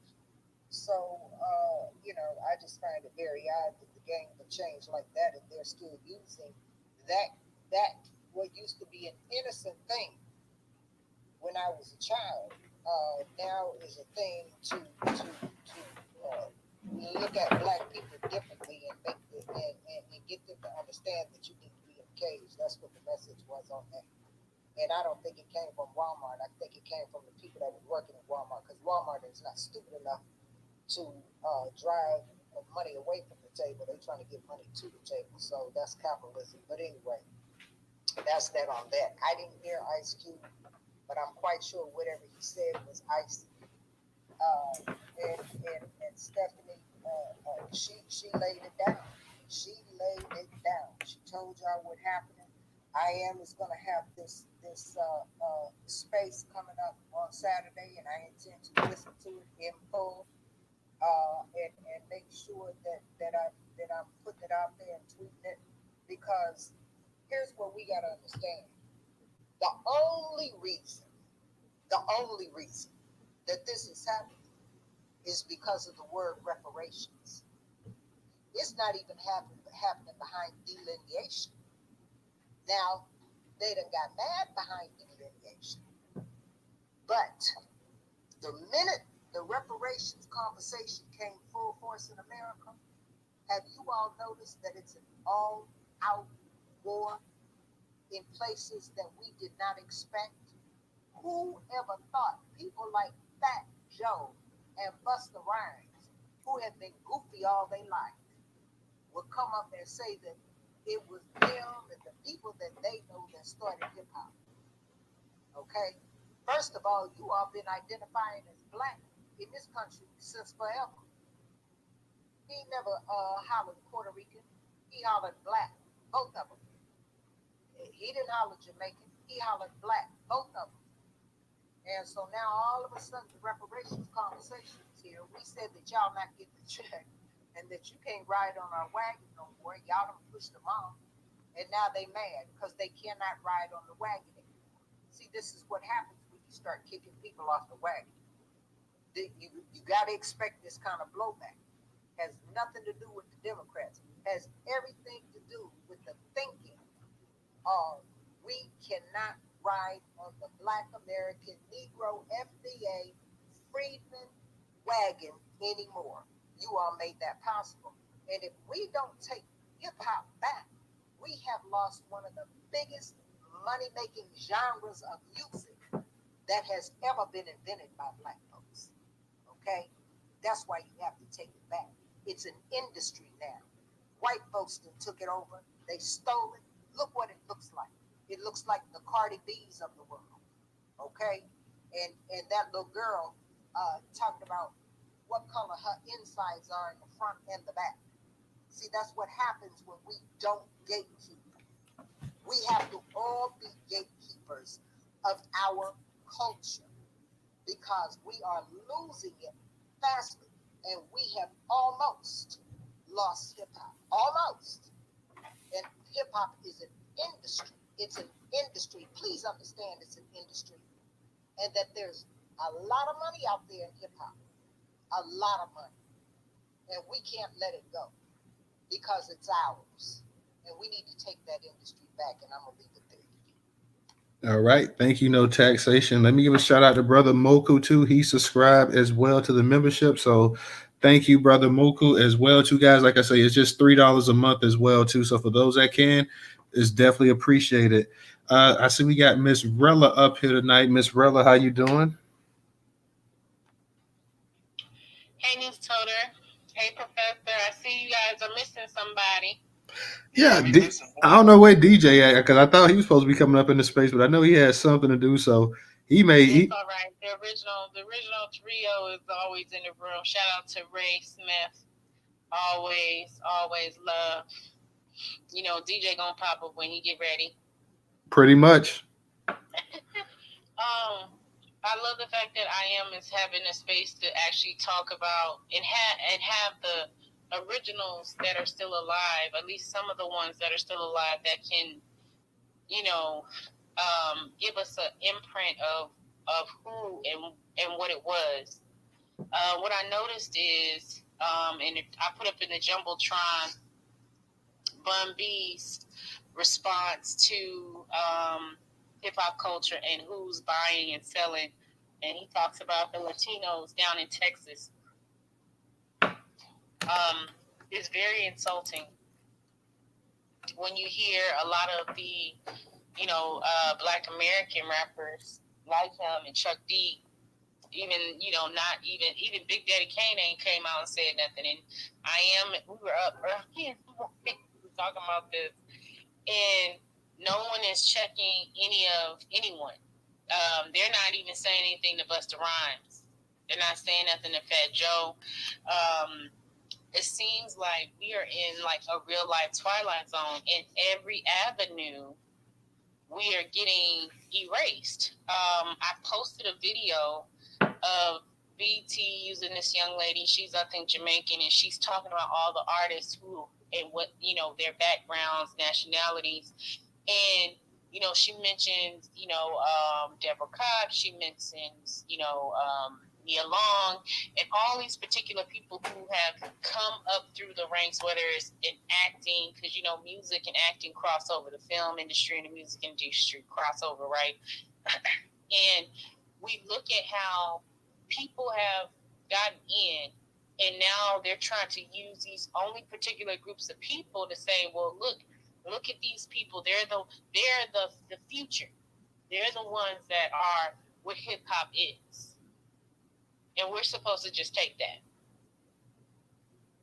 And that's really scary because it's not that there is an appreciation for those artists, but it's to say, how dare you? How dare you ignore the Sam Cookes of the world? How dare you ignore the Mahalias, the Shaka Khans? I mean, even to the point where you go on to, Instagram, they're remixing Black American music with Afro beats. And they're going to try to regurgitate that and sell it back to you as if that is what the culture was. Paul Mooney was right. Paul Mooney was right. We thought it was going to be the white rappers. It's all of it. They are retaking, they're taking what our legendary legends have created, and they're trying to remaster their work and then spit it back out at us. BET literally pissed on us with the BET Awards and they told us it was rain. That's what that was. Only to try to come out and say that have Chuck D come out and talking about some Afro beats is the future of hip hop. Wow. I don't even know what to say. Like I don't even know what to say. I can't wait for I Am Space. Ice Cube, same thing. Ice Cube, you know, he was right. He is owed an apology. We have to be held accountable for our continuous implication in our demise. People don't like to hear that, but it's true. If we're not going to take action to make sure the ones who are awake and aware now, aware enough to now be in the spaces to utilize their platforms, are being accosted, just like we aren't even getting support. I mean, what do we say about that? We just voting and talking. Voting and talking. The one thing actionable that we do at a high rate is vote Democratic.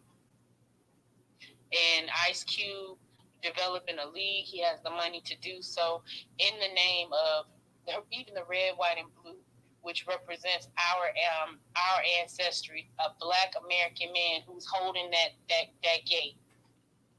Can't even get the support that he needs, and the other people behind the scenes, they just sit around and say nothing. Other, Black actresses and actors and basketball players and people who are in the sports world, they're not even saying anything. And if they're not saying anything, they're sure not doing anything with their money. At least not loud enough if you don't want your name to be known because you got a contract with the NBA. Something got to happen. The gatekeepers. I mean, you see what happened with the DC Council if y'all wasn't paying attention. The gatekeepers have been around for some time. They have not gone away. And it seems like the gatekeepers are always the ones that practice the Pan-Africanism. And what they do is they want to absolve the American Negro, descendants of the freedmen people, so that we can somehow all become one big African.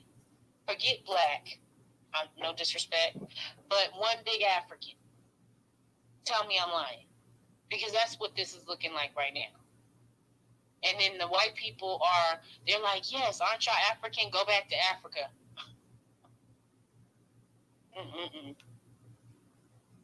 Walmart human cages. Walmart shady asses. We should have put them out of business a long time ago. What was we thinking? We wasn't. Walmart participating in slave culture, participating in the animalistic culture of people wanting to call us out our names, denounce us, and then turn around and tell us, why can't we just all be viewed as human? We these people to be out of business. I hope that young man, his family, whomever else, somebody, some lawyer, somebody gets a hold of him and he gets a big chunk of money after the shit they pulled. I'm not shopping at Walmart. I make it a point to go to the grocery stores. The grocery stores. I don't even care about the sales anymore. I don't care about the bigger boxes and all this other stuff that Walmart has. I go to the grocery store. And we need to start developing our own places to shop at. It's going to be imperative that we reindustrialize our community. And people you hear me saying this, but we have to take action. These people are trying to get rid of us by any means necessary. Every ounce and every imprint that we have, from music to hell, even our own history. They don't even want you to tell people who you are. And no taxation is right. Reparations. This came because of reparations. So now they out here like, yeah, Jamaica and this and that and this. But then gonna tell you, well, we all Pan-Africans, aren't we? No, we're not. Okay, and I land there. How you just close it out? How you just said it at the end? Okay, and I land there. Like I thought you was gonna keep going, but how you just closed it out. But let me read her comment real quick. An original shout out to original and Fred. I see you guys up here, and it's been a minute since we had original up in the space, so I'm definitely interested to hear what he got to say because it's always he's always well thought out. But here's a dark Kent. He says something on YouTube, and I want to repeat this real quick. He says I'm a bit conflicted with Q Big Three situation when he has a Jew partner named Jeff. I don't even want to try to pronounce it, but he has a Jewish partner by the name of Jeff Quatiza or something like that. I'm sorry. I know I'm butchering it, but he says, I respect Cube's grind and come up as a business entrepreneur and grew up off of his music, but don't go to war if your money or your capital not sourced from outside the U.S. Remember, they print the dollar. They print it, we spend it. So, yeah, he had, Ice Cube does have an actual Jewish partner as well with the league as well too. So that is kind of interesting as well too. So it is what it is. Let me go ahead and get to original. Original, how you doing tonight? It's been a minute, original, since I heard from you. But how you doing, man? Oh, I'm doing great, man. I got me a riding lawnmower. Shoot, I've been out there in that yard getting it up. I mean, it would be so. Last summer it was so hot, and I was out there. I said, I'm not going through that. I'm not going through that again. So I got in there riding lawnmower, helping this young lady that worked in my department. Her mother is ill, and she's having to move back to New Jersey. So I've been trying to do things with her to make sure that she's good. And so, but yeah, she'll be getting out of here, I think, within about maybe a couple of weeks. So just holding everything down and making sure that, that we, as the old folks say, make sure that we see after each other. And let me start with this, with the creator. See, everybody knows that black folks created hip hop. There's no question about it. And it's like no taxation said. See, when we stood up and said that we would not allow these black immigrants to continue to drag our coattails and come along with us, that's when everything started to get janky. Well, a little bit prior to that, because go back up just a little bit further, you all remember when C. Dolores Tucker, when she went on her campaign back in the 90s, because of the misogynistic and dehumanization of black women, and in the rap and hip hop genre. But see, what happened back then is that none of these civil rights organizations supported her, and so she was out there fighting by herself. And with the few black people that did support her, but I did hear years ago that Bev Smith said that she won that lawsuit, and so she got paid. But unfortunately, she transitioned from cancer. And so what has been going on, and we all know, and see, what has to happen is this.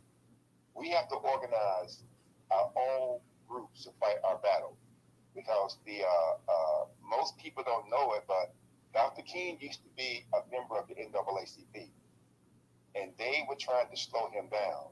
But I know one of Dr. King's drivers. I know him. He and I have been communicating. He lives in Florida. He and I have been communicating with each other for quite some time. And he said, yeah, they were trying to slow him down. That's when he left and started the SCLC.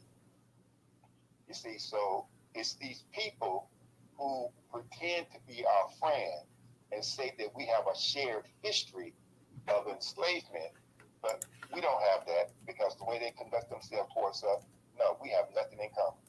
So what has to happen is we, as Steve Copley said, we have to start naming the name. He said, name the names and calling people out and make sure that, because see, when we say, well, we all know who they are, some of us may know who they are, but we have young people coming behind us, they may not know, and they need to know exactly what we are talking about. Because see, I remember growing up, we would hear the older people say, why don't you go out there and get in trouble? We thought when they said don't go out there and get in trouble, we thought they was talking about don't go out there robbing and drinking and drugging and all that kind of crazy stuff. We didn't know they was talking. We didn't know they was saying don't go out there and get no girl pregnant. See, we're gonna have to be. We're gonna have to speak more clearly so that people understand exactly who we are talking about. Because if we don't, we're gonna have another generation of this, whereby we're saying, well, you know, everybody don't know. We're gonna have to speak their names and make sure that people understand. Now I saw Ice Cube video on I think it was on Twitter at some point Sunday morning, and I'm in full agreement with him because see what happened when he put out that contract with for Black America, and all these people started attacking him during the 2020 election cycle. So what I did, now I'm not gonna say it had a result, but what I did, I talked very pejoratively about the Democrats and how they don't help black folks. And then what I did, I used Raphael Warnock. I used this guy. He was running for U.S. Senate in South Carolina against Lindsey Graham. I used his. I put up all their links where it had their issues that they were supposed to be covering. I had Corey Bush, Raphael Warnock, Jamie Harris. That's his name. Jamie Harris.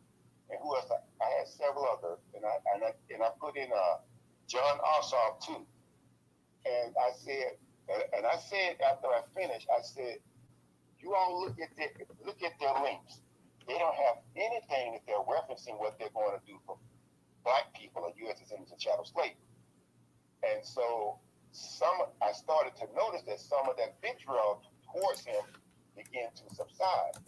And so what we're going to have to do, we're going to have to stay alert and be ready to go after these people and let them know, no, you can't have this one. He belongs to us, and we will stand with him and make sure that he is protected. And so that's what's going on there, because she have what I call her AKA scalpel face or biblical fox. When she started attacking him, and it's like, hold up, don't know sane older man won't shoot. So what's your problem? You know, go and get your face cut again. You know, do something. But see, we have to begin to. I guess we have to organize in a way whereby we are having an effect on how these people respond. Because right now they feel emboldened that they can say what they want to, because the NAACP is not our friend. They never have been. You can't go to the Urban League. They too, they're not our friend. So we have to begin to do this on our own. If we have to go ahead, if we have to organize and start a 501(c) or whatever, for tax purposes or whatever, that's what we're going to have to do. And when you incorporate the young people, because see, remember, Reverend Fred Shuttlesworth, Professor, you may know Reverend Shuttlesworth. He's from Alabama. He told the SCLC several years ago that they needed to close their doors because they were no longer effective. more effective. And so then you had Charles Steele jumped up there, oh no, and they're out here going around the world begging for money. And he told me, said, we don't have any young people joining, and you can't do anything without the young people. They fired Reverend Shuttleworth, and then subsequently after that, he transitioned. I think that may have had some type of an effect on him because he told the truth, and they want to sit up here and continue to perpetuate a lie. And so I really salute Reverend Shuttlesworth because he did stand up and tell us what was going on. And these are the things that we have to do, and we have to begin to allow the young people to lead.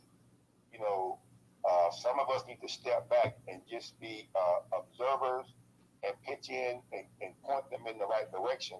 But it is time for young people to begin to lead. And so that's what has to happen because that's why you have what you had at Walmart. Because a lot of young people, because there was a brother that used to be on the radio here, and he said that he did not know, his parents didn't teach him anything about Black history when he was coming up. He didn't find out really about Black history until he got to college. And that has to stop too. This has to be inserted in our children at a very young age so they understand. And they understand who they are and what they are capable of doing. But I've assisted some young people whereby they was at this school not far, I'll just say the name, Gene Childs Middle School over here near where I live. And this guy's father and I were working together, and I started sharing information about Black history with him. So unbeknownst to me, he would take it and give it to his children. But here's what he said. He said prior to them getting this information, they would just walk around the house texting their friends on their phone. But then after they started getting this information, and they started saying, well, it was like Mr. Original this, Mr. Original that. They began their conversation with their friend texting. And I gave him Ben and said, hey, they can do reports on these people. So when they need a report in school, they will have one. And they would know more about what people who look like them did, you know, who came before them. And it took off like wildfire. And his daughter had to do a report on a historical Black woman, but it couldn't be Michelle Obama.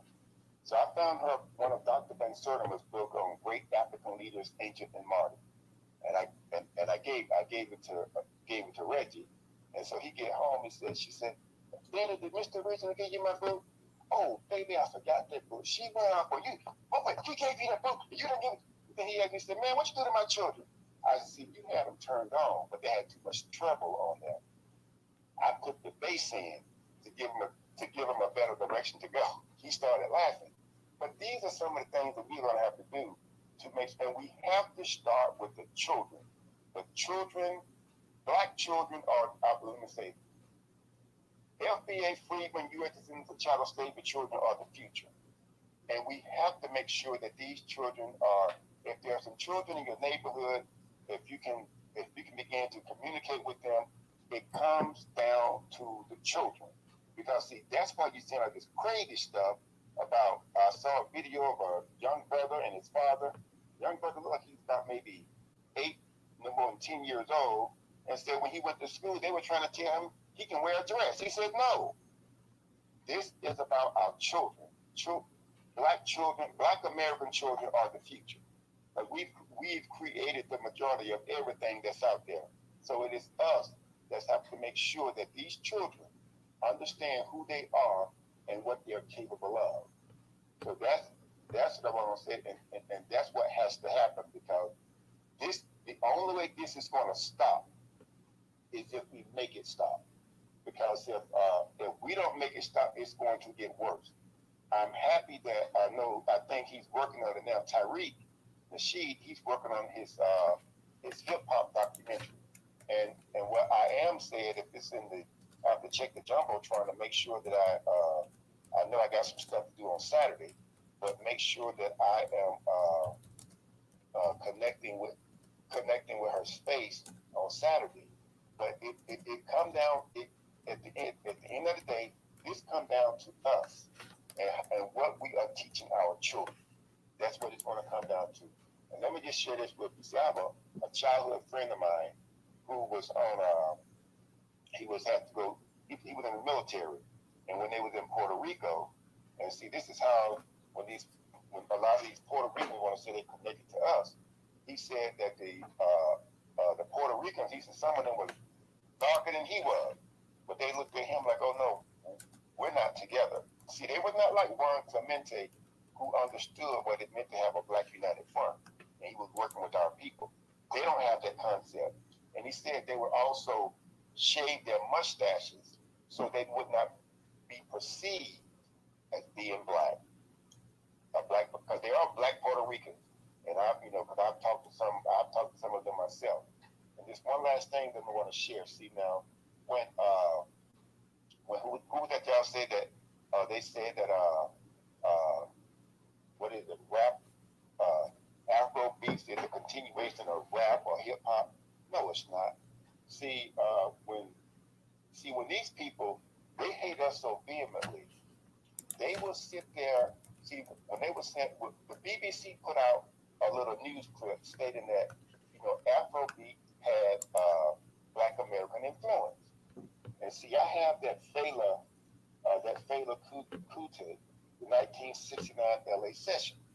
Even in the liner notes, it documents how when Fela came to America, he was playing Black American jazz. So the people in this little group, they said, we expected something more authentic from you since you're coming from the continent. And so he worked with them and they worked on a few things. And so what he learned from them, he then took that and incorporated it. It was first called Afrobeat.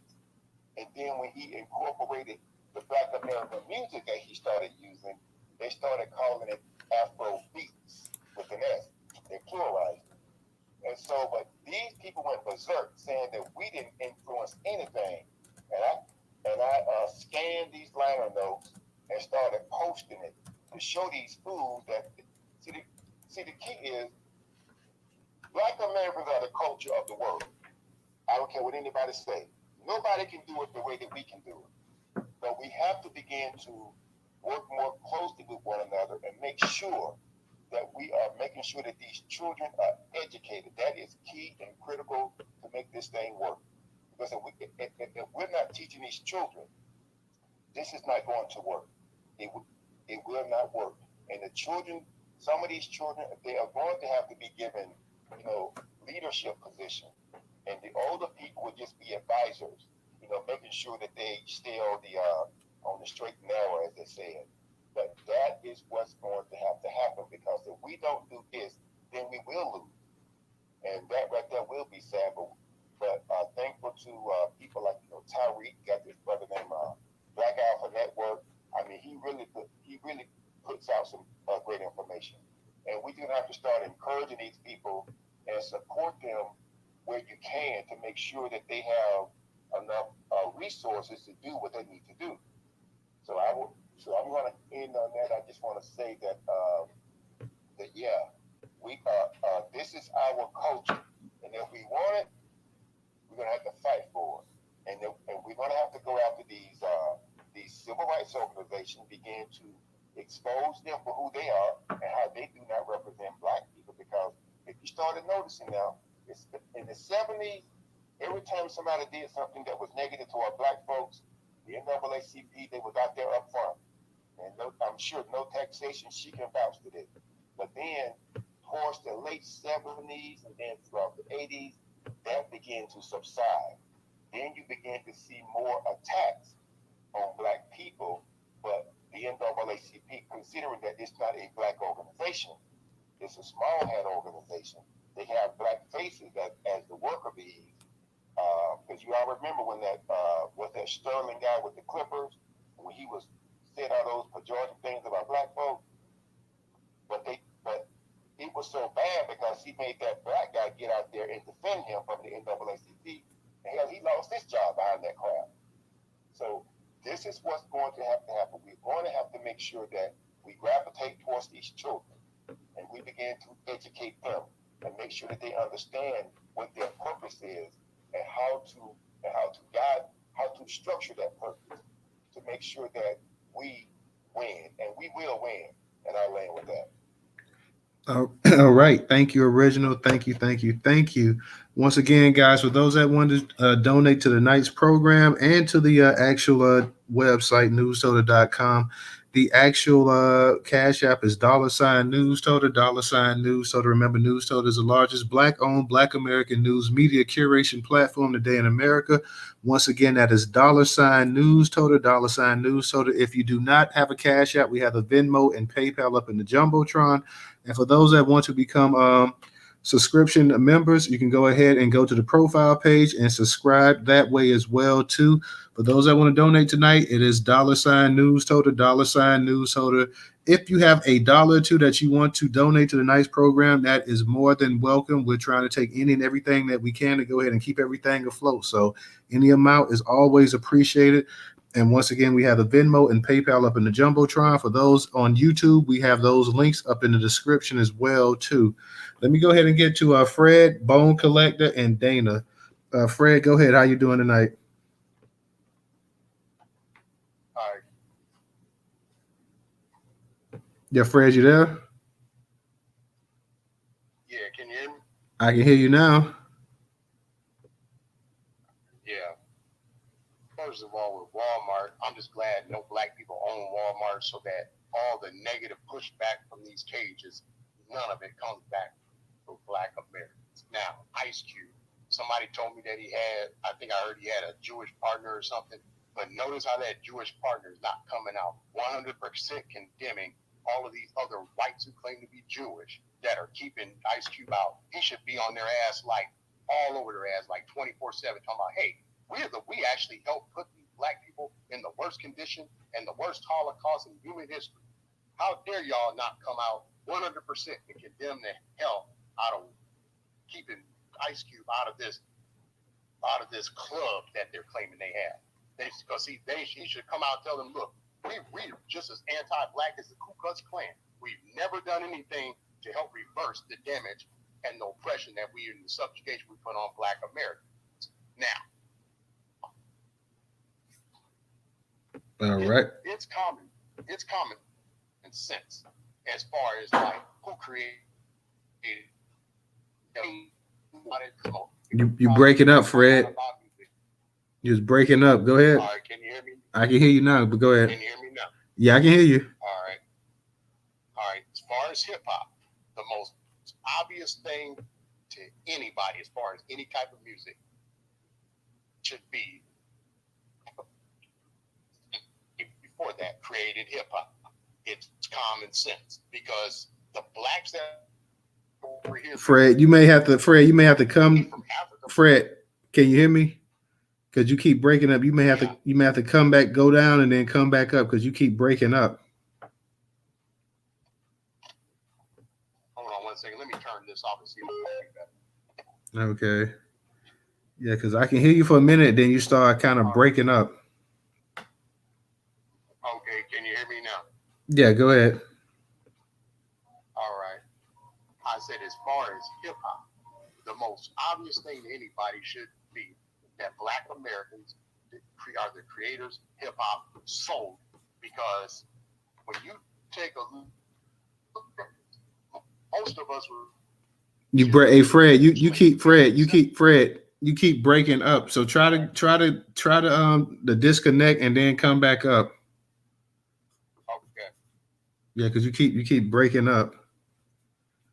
Hopefully when he I'm sure if once he goes ahead and he disconnect and he comes back up, then he'll be okay. But yeah, he keeps breaking up a little bit there. So hey, we got somebody new up here, the international show off. Okay.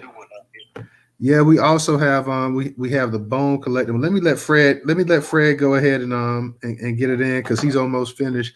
Hey, International Bone Collector, go ahead and the International, go ahead and keep your hand up and we'll get to you. We got the Bone Collector and Dana, and then we'll go ahead and get to you as well. Go ahead, Fred. Finish your point. All right. Can you hear me now? Yeah, I can hear you. All right. I said the most obvious thing to anybody as far as music is that Black Americans created hip hop, because most Black people in America were here before anybody else, hundreds of years before slavery, thousands of years before slavery even started. So that means that the Blacks who are over here, we have been separated from Africa for at least a millennium, or anywhere between 500 plus years.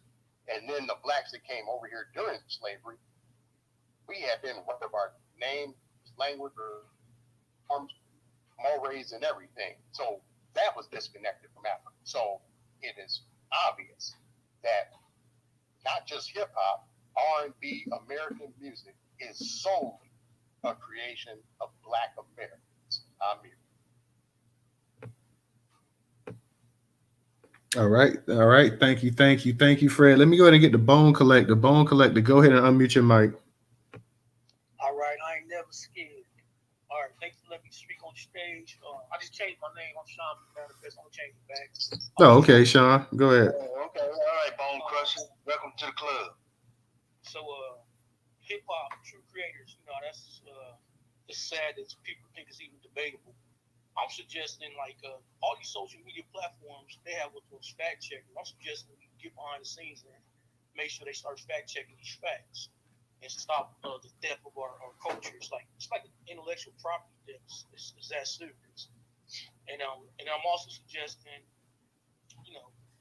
get the curriculum in school, and then I think Tariq's working on a documentary, so that'll help. But probably need to have more content creators speak on the issue as well, bring out the facts to reach to cast a wider net on the information. Yeah. And as for Ice Cube, that brother, man, he's been solid out the gate. That whole thing with Donald Trump and stuff, I was kind of frustrated, kind of confused. Why would anybody have a problem with a Black man or a Black woman advocating for you? Where was the problem at? He took a logical, business-minded approach that we should always have. Nothing emotional. He just did business. It was all about business. Politics is about business. He did about business. But he got criticism, I guess, from the gatekeepers and the shields. So, yeah, not only that, I would say Black America, I don't think we attack them as much as the paid shields and the Democratic gatekeepers and the operatives. They're the ones really going at them. Like the average Black American, I don't think they had too much to say on the matter. So I wouldn't say Black America owes him an apology. I'll say the Democratic gatekeepers owe him an apology. They'll probably never get it or give it, but we know the truth, and we should all do our part and shout them out anytime we get. And as far as the big three, the best we could do is support that business as much as possible. If you can't actually make it to one of their games because they're not in every city, buy some merch off the site. View the game, even if you don't like basketball, let it be some background noise while you're working, because that screen picks up and all that data is useful for advertisers for his company and stuff, because he feel like you watching times 40 other million Black Americans, when they go to look at that data to see how much they're going to pay him to advertise, it counts. So that's important. As far as this Walmart thing, they got cases now. I don't know too much about that, so I ain't going to speak on it. But other than that, I ain't got too much to say. I'm rambling at this point. I think I'm serious about that the fact checker thing. I might look into that and see how that works, see how we can get ahead of that. And I'll land. All right. Thank you. Let me go ahead and get to Dana. Dana, I was able to step in your space a little bit earlier that you had with Judge Joe Brown. It was pretty good. I didn't hear the whole thing, but it's pretty good space going on as well, too, guys. Make sure you subscribe to The Real Dana on YouTube as well, too. Go ahead and subscribe to The Real Dana on YouTube. Dana, you get a chance, you can put it up in the Jumbotron so people can go to your YouTube channel and subscribe as well, too. But what's going on tonight, Dana?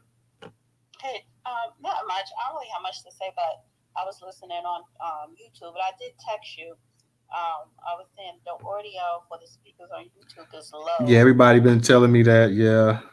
Yeah, and that because it's usually not, so it is something a little off. So I just wanted to bring that to your attention. But yeah, I had spoke about the Ice Cube thing on my show yesterday, but the hip hop. I'm sorry, I'm tired. The hip hop thing. I went to BET page on YouTube, and I listened to Busta Rhymes' speech. It was like 13 minutes when he received that achievement award. I was feeling his speech in the beginning, right? And it was touching until he like, I got that, because us Caribbean, Jamaican, we got that hustle spirit. And when he said that, I'm like, okay, am I overthinking this? Am I doing too much in my head? Because it sounds like, nigga, you the only group of people that got a hustle spirit. So I just think, so with that, and stuff that he said in the past, I don't want to feel like I'm just picking up any little thing somebody is saying and running with it. But he does make it a point to single out Caribbean or Jamaicans as if they are the originators. We the hustlers, we have that hustling spirit that originated from us. Hip hop originated from us, and it's like, no, none of that is true. So yeah, I don't know. It's when people start saying little slick, to me that's like little slighted slick stuff, slick talk. It should be rebuttal. So I felt some kind of way, and then when he started finishing on with his acceptance speech, it just turned me off after that moment. Because why are you singling out? First of all, why are you singling out being Jamaican? Because your whole career, you didn't utter one thing about Jamaica. You was just black. So why now? Why are you solely Jamaican now? You know what I'm saying? It wasn't a big deal throughout your whole career, all these decades. But now, you want to acknowledge like Jamaica as if it's something separate. And I don't know if he was born in the U.S., but just being raised in Brooklyn, especially during the 70s, and he's older than me, so he probably was born in the 60s, but 70s, 80s, 90s, like, dude, you're black, so I just have a problem with that. And Walmart, I wish DJ was up here, because he gonna tag me under a Ben Crump tweeting about the cage, talking about, and then DJ like, yeah, Dana, this ain't racist, something. I said, why would his dumb ass sit in a cage? And if they asked him to do it, I would have said no, and I would have sued Walmart. So he's stupid for doing it. I mean, I think he still has a lawsuit, especially if they said if you didn't do it, you'll lose your job. Well, why is it that black people keep doing dumb shit? And then you want to sit up here and complain. So that's it for that. All right, thank you, Dana. And that's my issue. That's my problem with Busta Rhymes as well, too, because when you start hearing people talking about how hard working, like that's a backwards slight to black people, because that's always been a slight that not all, but quite a few Caribbean black people have said about black Americans, that black Americans are lazy and they're not hard working and this and that. So when you start sitting up there, start making slights like that, most of us know exactly what you're talking about. Like I say, I give credit. I have several Caribbean artists in hip hop that, were some of my favorite artists. Busta was a favorite artist. I like KRS-One. I like Biggie. Biggie was one of the best ever to me, and a bunch of other. I mean, let's be for real. Salt and Pepper. You got Pepper that's Jamaican as well too. So there's a bunch of Caribbean artists that we've always had an affinity for. We looked at them. We looked at them as just being black. Didn't think anything other. Even if they they may have roots from the West Indies or wherever. We looked at them, whatever. Let's be for real. Black people, all of these groups, in order for them to actually come up and get to a certain level, they had to have acceptance from black Americans. The Fugees had to get acceptance, even though you had Lauryn Hill in the group who's black American. You had Praz and you had Wyclef, who were two Haitian guys. So, they got acceptance from black Americans. So to sit up here and, constantly make these slices and start talking about culture and this and that or whatever, I really don't like it, because what you're really saying is that black Americans have no culture and everything you got is just basically from white people. Some of these same Caribbeans forget that, hey, y'all were in slavery as well, too. I don't give a damn if your slavery ended before ours did. You were slaves as well, too. So let's stop this nonsense that you were free people. You were slaves.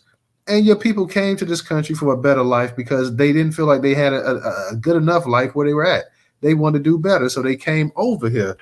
And a lot of the stuff that you got, the communities and stuff that you lived in, were Black American communities. And like I am said earlier, the way you were dressing, like I said, just slang your vernacular, everything was Black American. Buster and no other Caribbean people were talking about Kingston and talking about everything on the islands and everything in life. They were talking about living in Brooklyn. They were talking about living in Queens. They were talking about living in the Bronx. They were talking about all of this stuff that Black Americans had been over here for years and settled in these areas and had their own identities. That's what they were talking about as well too. So to sit up here and constantly take a snipe at it, and then if a Black American says something about it, then that Black American really shouldn't be saying it because you're hating and you're this and that and you're divisive or whatever. But I don't hear people really from the diaspora checking their own people. That's the issue here. And I'm not really big on the tether thing, calling people tethers or whatever. A lot of people do, but at the same time, you don't hear them actually checking their own people on it, on the arrogance that a lot of them have when it comes to actually a culture that you have ingratiated yourself in. You can sit up here, like I said before, when I started talking about all the genres of music that Black Americans created, because even on that poll that I got here, you got a couple smart asses responding and stuff like that. On the poll that says who created hip hop, and like again, it was Black Americans, Jamaicans, Puerto Ricans, not sure. This dude, Dallas, whoever, LEJIT, talk about the hood. Well, yeah, the hood created, and I replied to him, yeah, the Black American hood, they created it. That's who created it. Everything is not equal. There's no disrespect. I accept the contributions of what Caribbean people, our Caribbean people did. I accept the contributions later on that a small number of Hispanics, Latinos brought into the actual hip hop game as well too. But to sit up here and to sit up here and act like everything is equal, that's just nonsense. And like I said, the proof is in the pudding. We can go ahead and we can look at all the genres created over here, and we can look at the popularity worldwide that these genres have in this country right here. Like I said, I love Bob Marley. I thought Bob Marley was one of the greatest artists of all time. What's his name? Peter. What's the one that used to be with him? Peter.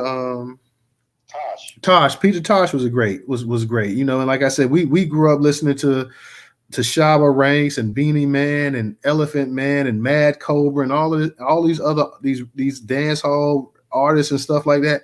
We gave these people much respect and much love or whatever. We never sat up there and we said things like, well, that really you got that because Bob Marley himself was influenced by Stevie Wonder and other people in this country. But we don't sit up here and say, well, you wouldn't have this if it wasn't for Stevie Wonder. You wouldn't have Bob Marley wouldn't be the star that he is and this and that or whatever. So to me, that just petty or whatever. Why not just come over here and accept it?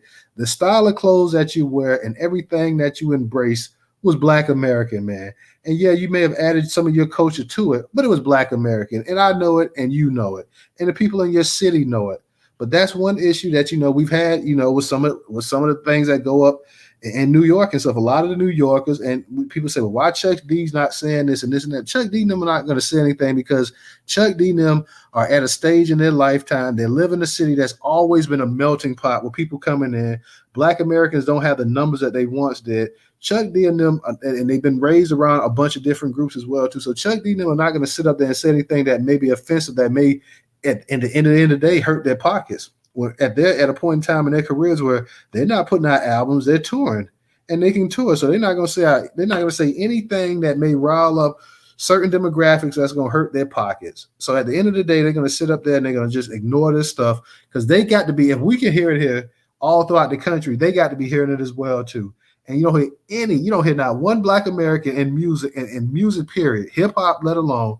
You don't hear not one of them say anything. Well, hey man, that's not right. People sitting up here talking about your culture and this and that, and you got Black Americans just sitting up here not saying a damn thing. Like, look, at the very least, you can say keep our culture out of it. You've benefited from our culture more than we've benefited from your culture.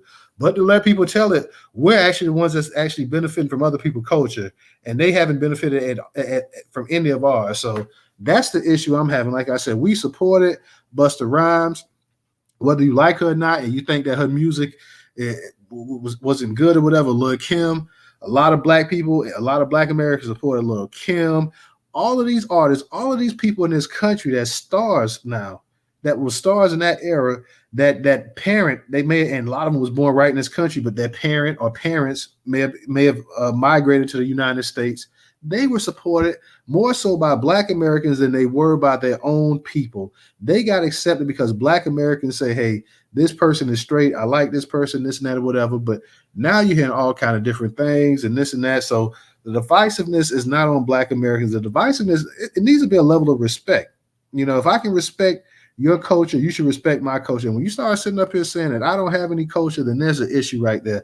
I grew up around a lot of Caribbean Black folks, and for the most part, we all got along straight. I mean, I got some that I consider almost like brothers, like family, like we was cool or whatever. They never sat up here talking about, well, y'all ain't got no culture, y'all don't have this, y'all don't have that or whatever, whether they may have felt a certain way about hip-hop that, hey, you know, because I had some Caribbean homeboys were saying that Latinos was also just as big a contributors to the actual hip-hop as Black people, and I'm like, I don't know all about that.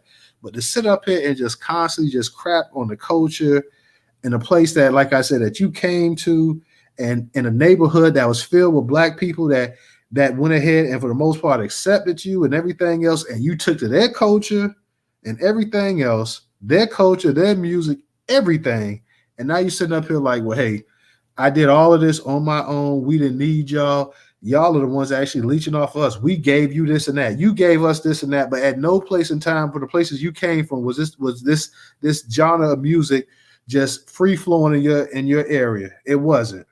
At no place in time could you compare, and you don't even want to be trivial like that.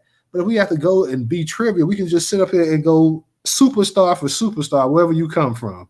And there's no comparison, man. So stop the nonsense. You don't have anybody comparable to a Whitney Houston or a Natalie Cole. You don't have anybody comparable to a Sammy Davis Jr. who entertainment wise is on par with Michael Jackson. You don't have anybody at that level of a Prince or James Brown. So you can say Bob Marley. Okay, give me four more people at the level of Bob Marley. Just go ahead and give it to me. Because I mean, and like I said, and we get into a level of pettiness that, hey, we don't even really need to go ahead and approach.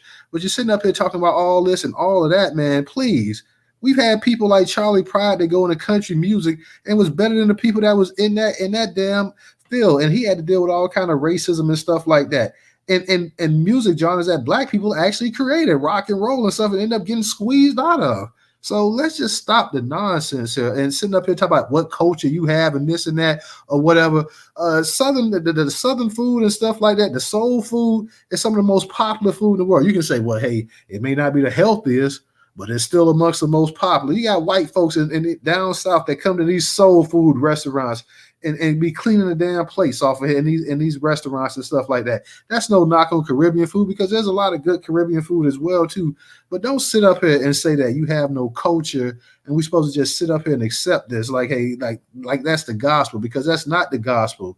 That is really disrespectful. And we're not sitting up here disrespecting your legends, your icons, and this other stuff. But you got people sitting up here disrespecting Dr. King with some of the posts they make, disrespecting Malcolm X and all kind of different, disrespecting Rosa Parks. People from a culture that, you know, from that don't consider themselves part of a Black American culture, put kind of negative posts and stuff about these people, putting goals in their mouth, talking about them in a degenerate way. And, you know, you couldn't sit up there and do that to their people if you were in their country. You couldn't sit up there and make if you were in Jamaica and you start putting some of this stuff about Marcus Garvey in Jamaica, people be ready to string you up. If you would sit up here posting some of this stuff on social media about Marcus Garvey and things of that nature, people be ready to really hurt you. But they're not getting that kind of response here in America. So they need to go ahead and chill on some of that stuff that they're saying about Black Americans, because none of it's funny. And like I said, every single solitary last one of them. And if you don't believe that Black Americans created music way before hip-hop came on the scene, just look at all of the damn samples that they use in hip-hop. All of the samples that came from soul music and R&B and disco records and everything else. If all this stuff, if Black Americans have no past musical success, then why some of the biggest hits in hip hop history? Why is James Brown the most sampled artist in rap history? since you know all of this stuff came from this place and that place or whatever, why isn't all of these Caribbean artists the most sampled artists in history? Why aren't these salsa people in Puerto Rico and Latin America the most sampled people? How many black people are really sampling all of this stuff from Latin America or Caribbean America? If we want to be honest, they're sampling all of the biggest hits of George Clinton, the Isley Brothers, Stevie Wonder. All of these people are being sampled over here. So what are we talking about, man? What are we really discussing right here? I see we got original real quick. Let me go ahead because I know Professor wants to go ahead and get it in. Professor, go ahead. You got it. Well, basically, y'all, with Buster Rhymes, you know, shout out to leaders of the new school because that's really where he got his start at. And of course, Public Enemy introduced that group. So he's just sitting up telling a bunch of bullshit, and he did take a slight, like what Dana said. He took a slight on that stage. He had to throw in the little Caribbean ideology about them hustling hard. I guess hustling harder than we do, and that's what he was doing. He was taking a slight.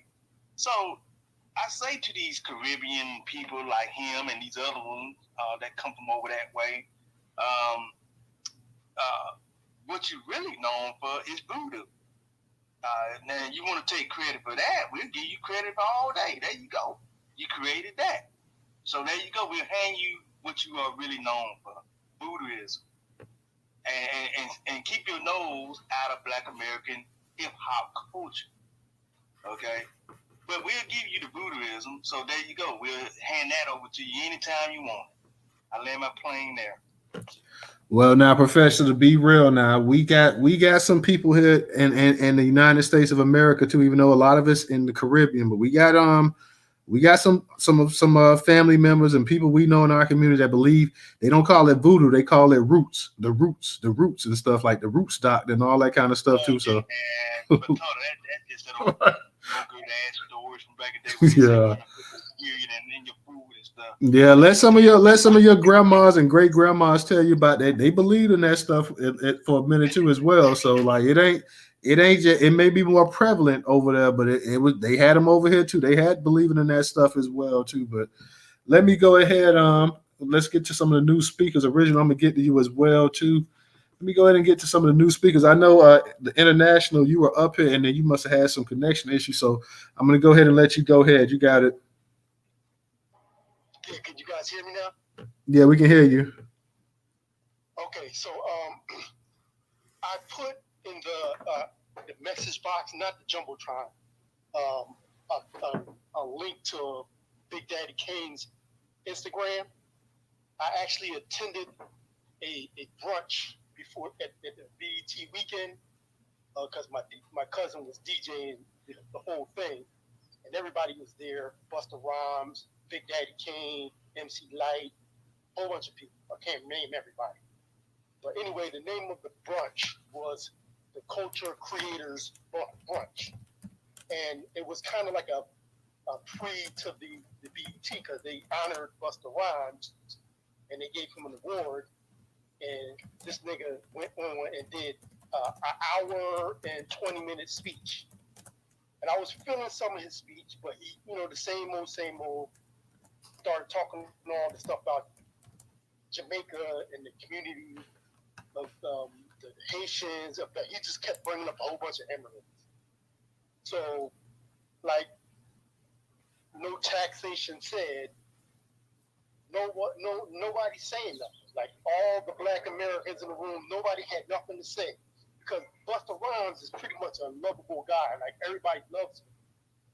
And so they were, just honoring him. So they don't see, the people in the industry, they do not see the disrespect. They're not part of the grassroots. As Ice Cube say, they're playing the game. So they don't know what's going on. They don't know that we're being ethnocide, that they're trying to erase us.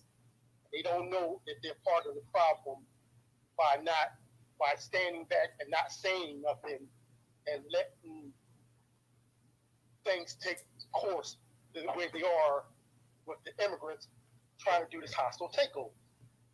So anyway, Busta Rhymes, um, Kane basically got up and introduced Busta Rhymes before he did his long speech.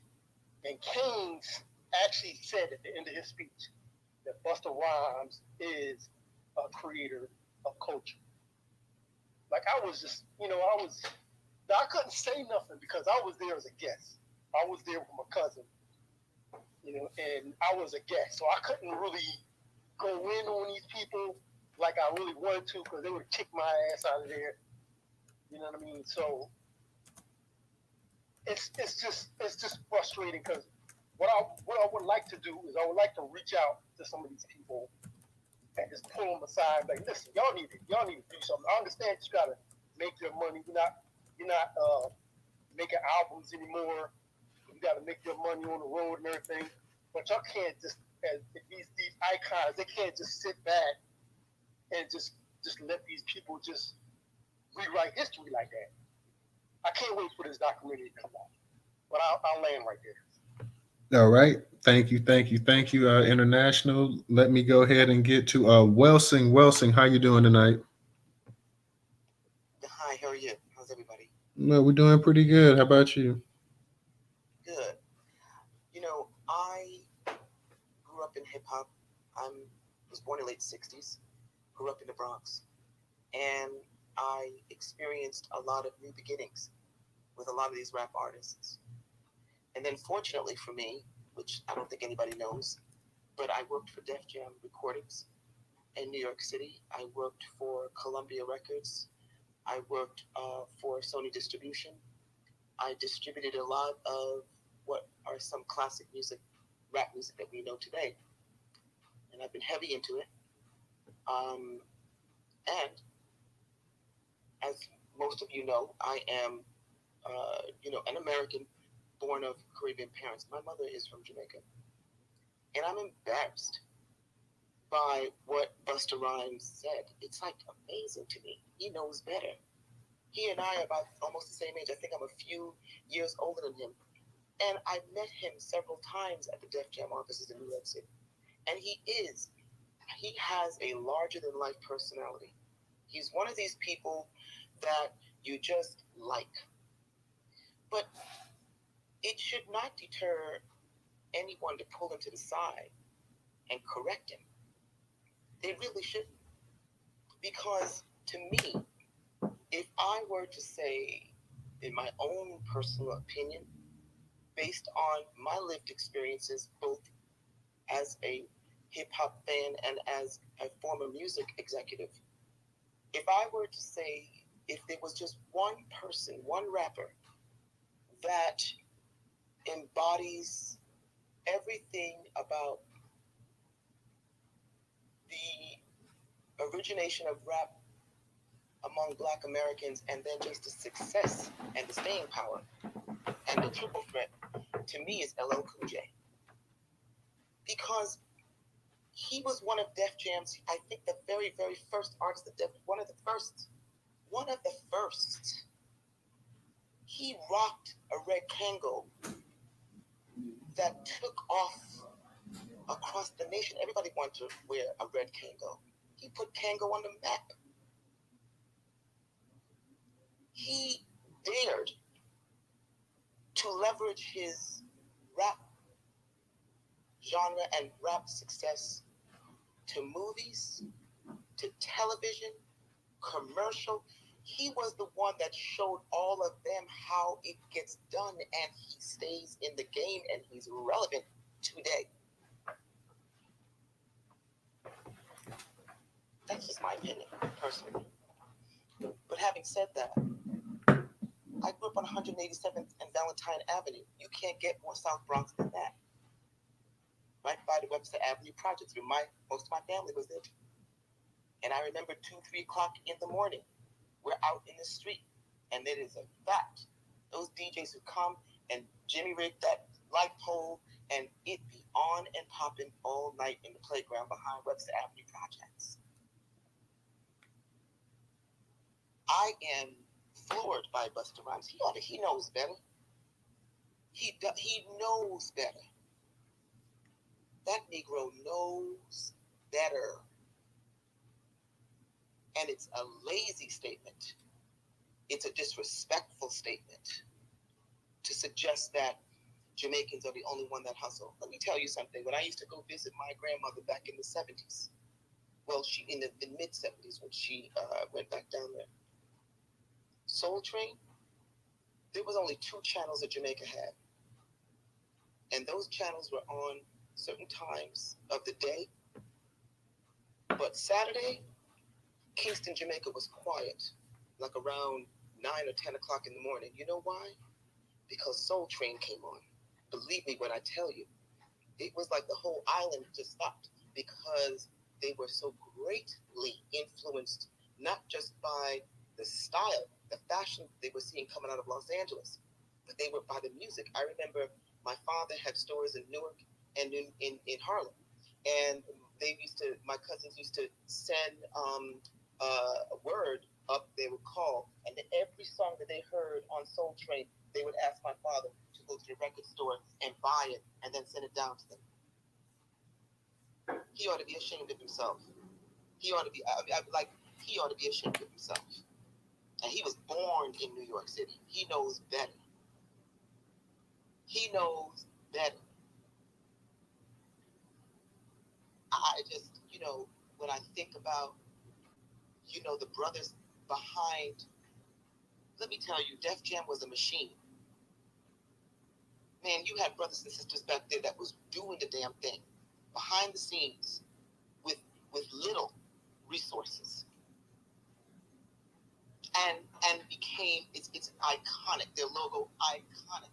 The artists out there iconic.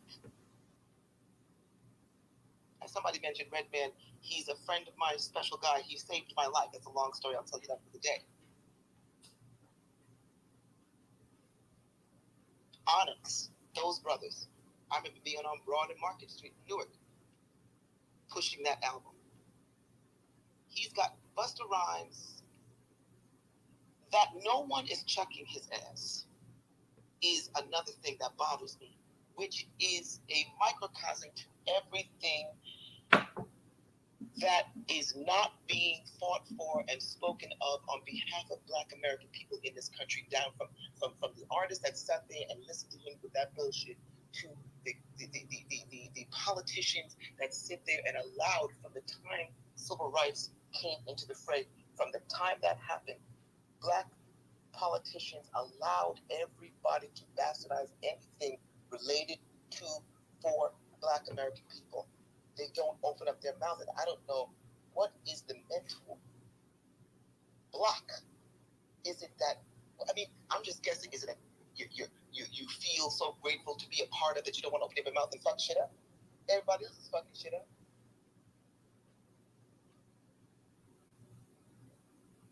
That you're afraid to say Black American only. Everybody else is Asian only, Hispanic only. When when everybody saw the old news, but see, they keep shit secret until it's not. The Congressional Black, what I call caucus, which is the caucus, when they gave a scholarship to that Indian boy. You mean to tell me that there was no Black person, young scholar, that merited that award? Shame on you. Let's see then the Indian/Asian organization give a scholarship to a young Black American child.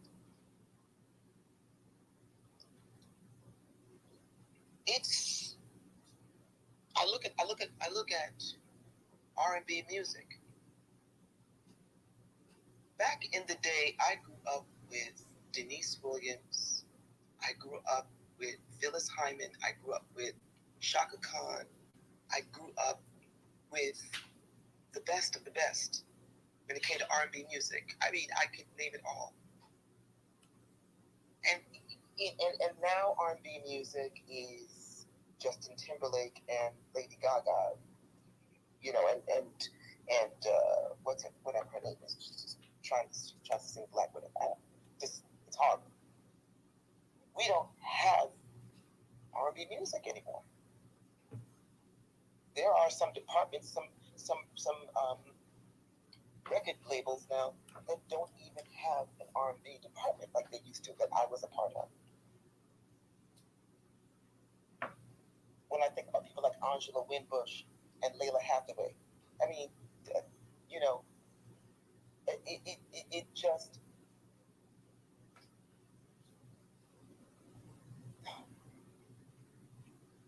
it's a damn shame that no one is speaking up. I would think that somebody like Oprah Winfrey could subtly, just very subtly in her way, do something about documentation of R&B music and its original, where it originated from and where it's coming. I could, it would be powerful for her to fund Tariq's documentary on hip hop music, because by her greenlighting it with her money, it's, for white America, it would be bona fide. You see what I'm saying? And I hate to say that, but it's the God's honest truth. When you have somebody like Kanye West, which I have gotten pushback because I can't stand him for only one reason. It's because he got on a platform called TMZ and said that American people must have chosen to be slaves. Because if he was a slave, he wouldn't have been a slave that long. Nobody checked him.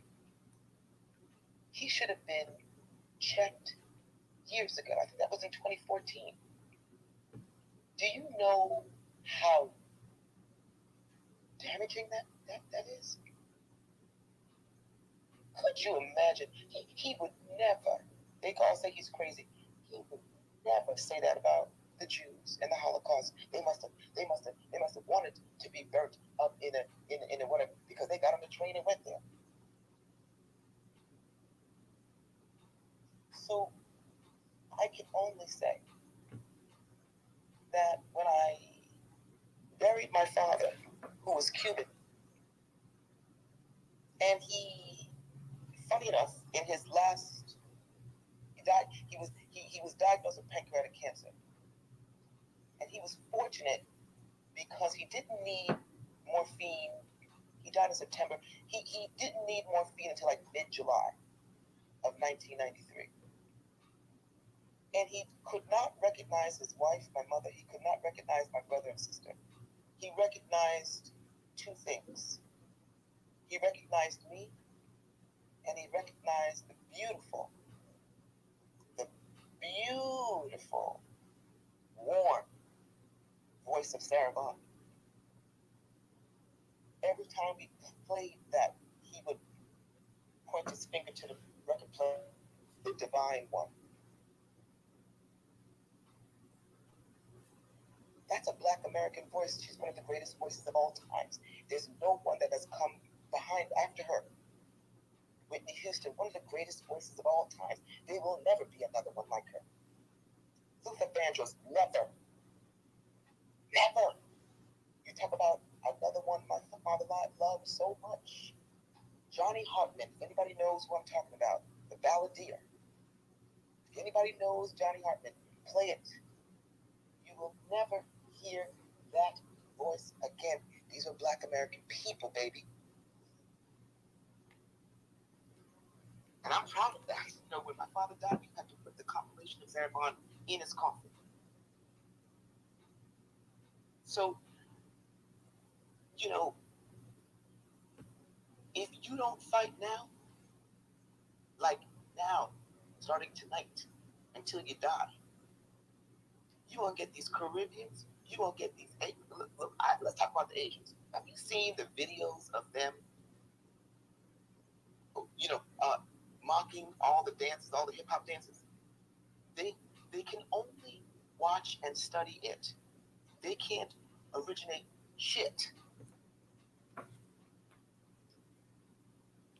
If you don't start fighting, and I'm talking about calling people out without fear, starting tonight until the day you die, you're going to get these Asians, Caribbeans, Latinos, you will get them all talking about they whoever influenced Stevie Wonder.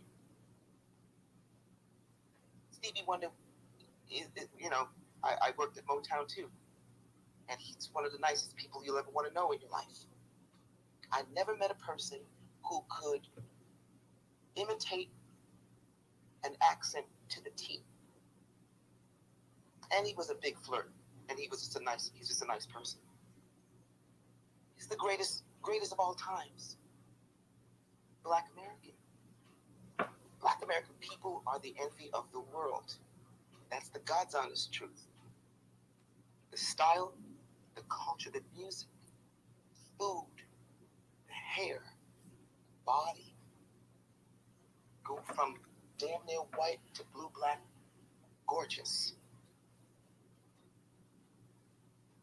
So that's what I'll say on that. Ice Cube, I've always been a big fan of Ice Cube. Look, you don't get to be who he is and where he is coming from where he started from. Damn near almost 40 years. He's doing something right and he's smart. He made the moves. So we should be listening to him. I think that if he ran for an office here in Los Angeles, because he's got a powerful base, not just blacks, but also he hit cross barriers of people, he would win. And he's very smart, and I support what he says. Walmart, I don't have nothing else. There's nothing to say about them, but they're just a bunch of troglodytes, very wealthy ones, and they have no respect. I don't have any respect for them. I don't shop with them, so they can go to hell as far as I'm concerned. And that's it. All right. Thank you, Wilson. Thank you. That was a very nice little input you had on that as well, too, being from up there in New York as well and actually seeing it grow before your eyes. One thing I would say with the R&B, R&B today is garbage. I mean, just being honest, the voices suck. I get tired of hearing the auto tunes and shit. It just I'm just being bad. It sucks. You don't. We probably never see, like you said, the likes of a Whitney Houston. Don't forget the Queen of Soul, Aretha Franklin, Donna Summers. Hell, we'll never see another Mickey Howard. The way they putting out the music and stuff nowadays, and Bruno Mars is probably like considered like the damn man in R&B. So that lets you know how far it is actually falling. So yeah, it is. It is bad. I mean, it's really bad. But actually, I was kind of seeing it as it started deteriorating because I was old enough to remember, even as a little kid in the '80s, as I progressively started seeing, the '80s and then the '90s coming, and even some of the singers in the '90s, you still had some major singers, but you was like, it kind of started changing a little bit. Then it started changing more at the end of the '90s and the 2000s to the point we at now. So it gradually started falling off, but it's bad. Like just straight up. I know what you're saying about Oprah trying to, maybe Tariq going through her, but I think you'd be best to leave Oprah alone. Tariq, at least he has a proven record of doing his documentaries. You mess around with Oprah and you already got the issue now with everybody created hip hop. Next thing you know, she'll be talking about the LGBTQ was the ones that actually helped get the inspiration for hip hop out there as well too. So I say leave Oprah alone. He has a track record and he has a formula of going and putting these out with his crowdfunding and everything else. Go that way. Keep doing the way you're doing it. Leave Oprah alone. There's still enough people up in the New York areas, some of the originators around, that he can interview them and actually get right to the point. And you can straighten a lot of this stuff out. So, but Oprah Winfrey, no, Oprah's been doing a number with some of her documentaries and some of the actual money she's been funding in the projects and stuff like that. That whole the whole thing about the Michael Jackson thing that she had on HBO years ago that she played a part in and stuff like that. She's done enough. Leave Oprah alone. I wanted to clarify that. I didn't mean that she had to, but I'm just saying that somebody with that kind of money power, that kind of person that draws attention. You know what I'm saying? It's like no one. Like there should be like when Spike Lee needed to get more funding for the movie Malcolm X, he turned to some major black players to throw their money in there. It's like no one's throwing money at this. Hip hop has been around They say 50 years. I would argue more. But at the end of the day, there's no one throwing money at them. The way they should to make it beautiful, like without question beautiful. That's what I meant. And also, DJ scratching, that didn't come from nowhere else but right here. You know what I'm saying? Oh yeah, real talk, real talk. Nightfall says no more Ashford and Simpson, the Shy Lights, Emotions, Anita Baker, Peaches and Herb, Donna Summers. Hell, no more Jodeci, no more Boys and Men, no more Mary J. Blige, no more Peebo Bryson, no more Freddie Jackson, no more. I mean, Rick James. hell no, and I'm just even trying to be more closer to the past 25. No more Brian McKnight, no more. I mean, it's no more Joe. I'm not even trying to go to the all-time greats. Like it just like it no more of what we even grew up with. Like it's dead. Go ahead and put a fork in it. I'd like something drastically would have to change for that to actually get back to where it is. It's hurting. It's hurting majorly, to say the least. Let me go ahead and get to we're gonna get the black majority of the state, and then we're gonna get to original. Guys, we got like 60 some odd people in the room tonight, and we're still trying to get at least a couple people to go ahead and donate to the program. Like I said, if you got $1 or $2, we always talk about supporting black owned business. And like I say, we don't ask for much. So if you got $1 or $2, please think about donating on Cash App.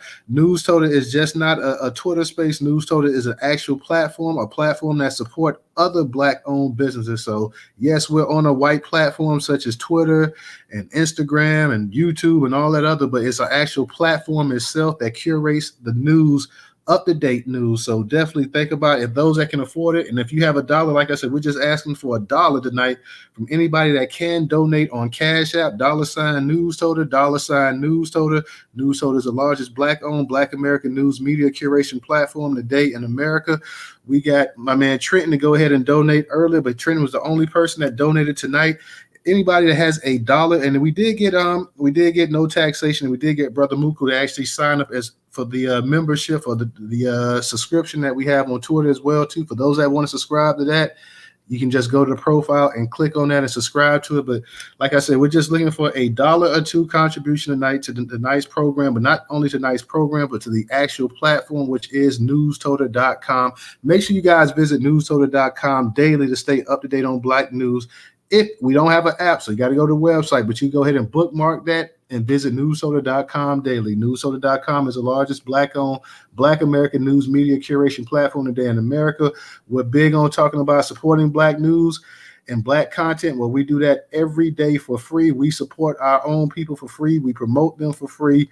We push out their information for free every day, daily, as you guys can see by the amount of posts that we put on Twitter, over 40 some odd news articles daily that we're putting out with the content as well too. So definitely go ahead and support for those that can support. Once again, like I said, we need the support. So we're definitely asking for those that can support to go ahead and think about it. Once again, $Newstoter, $Newstoter, the largest black-owned, Black American news media curation platform today in America. Not number 2, not number 3, not number 4, not number 5, the largest. Let me give a shout out to Nightfall. Nightfall, thank you for your contribution.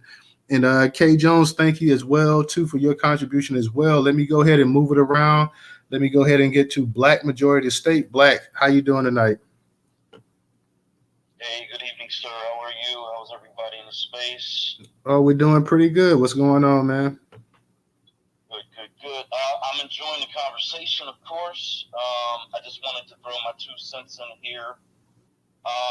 So when this was a topic of discussion, I guess about a year ago, I did a few posts about it. I discovered a gentleman named Coke LaRock.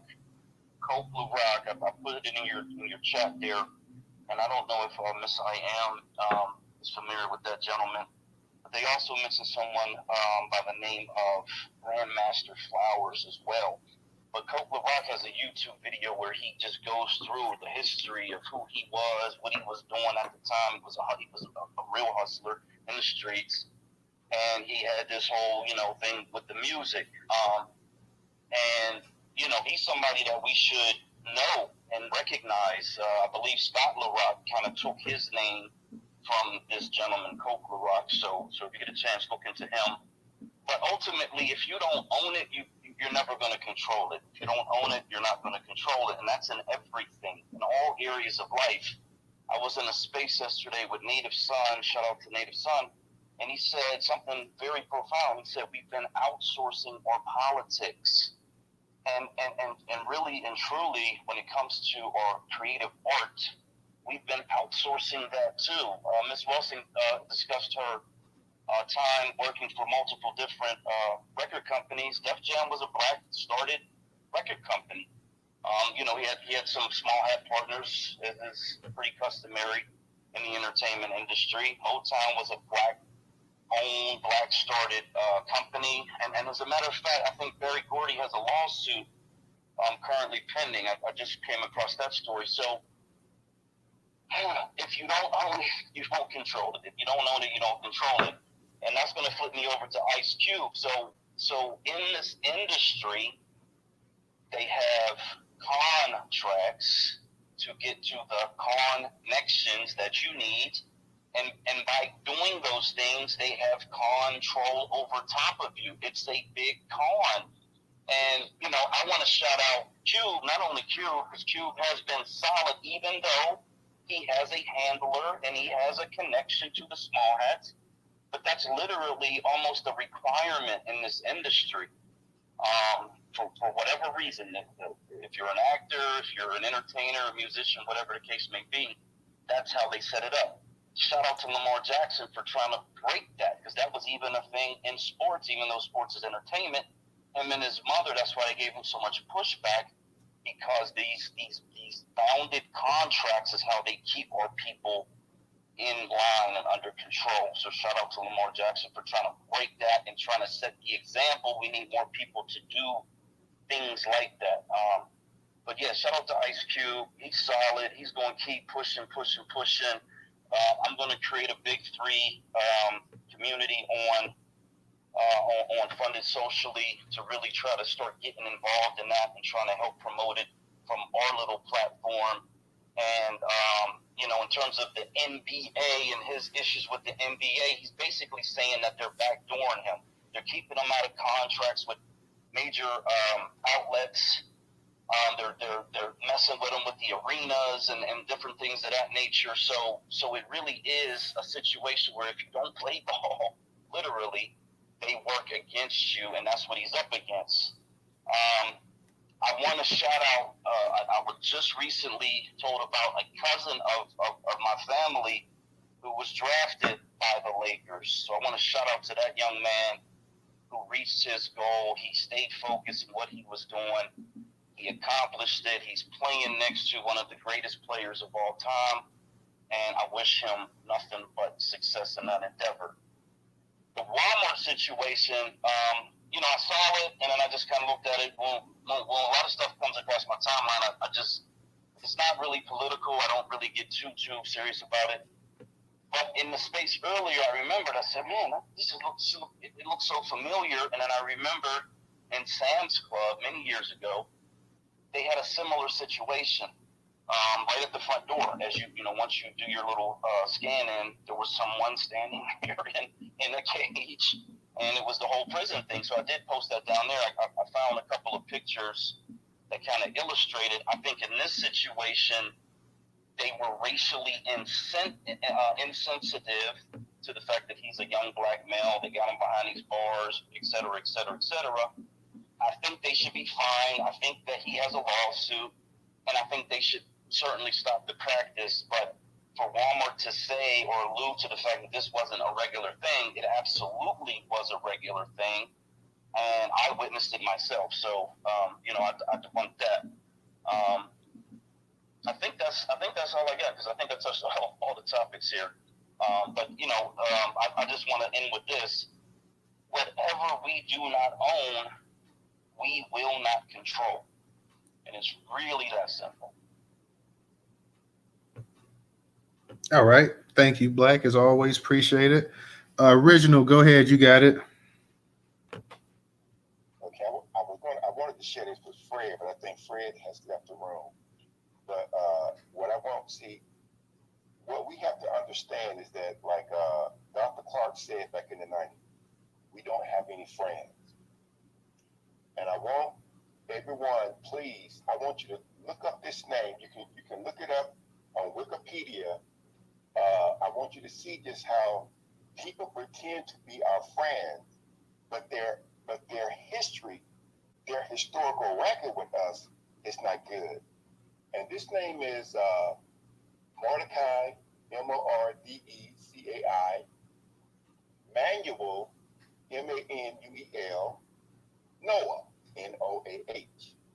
Now, just look up the name. I'm not going to call any names. I just want everybody to look up that, and you can get the one on Wikipedia. That this guy he is responsible for starting those minstrel shows. How they depicted us in these horrible looking situations. And it was said that the Freedom's Journal, called Noah the black man's bitterest enemy. And so I just want people to begin to understand that people who present themselves to you as being a friend, but they have always been a foe, and it never will be your friend. But just if people would look that up and see what's going on with that, and you can get the one on Wikipedia. It has some great information in there as well. But Newstoter, what you said about the soul food, see, here's the issue. The dominant society want us to believe that we are nothing. And where I'm from, Carrollton, Georgia, originally, and they had this restaurant there, and the food was good. They had this restaurant called the Front Porch.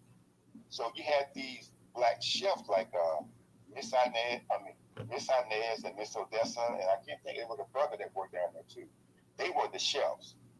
And so after they got up in age and they got ready to retire, and they left that restaurant, and so the quality of the food went down. So the owner of the restaurant, he asked them if they could come back and maybe work part-time or something, to help them out.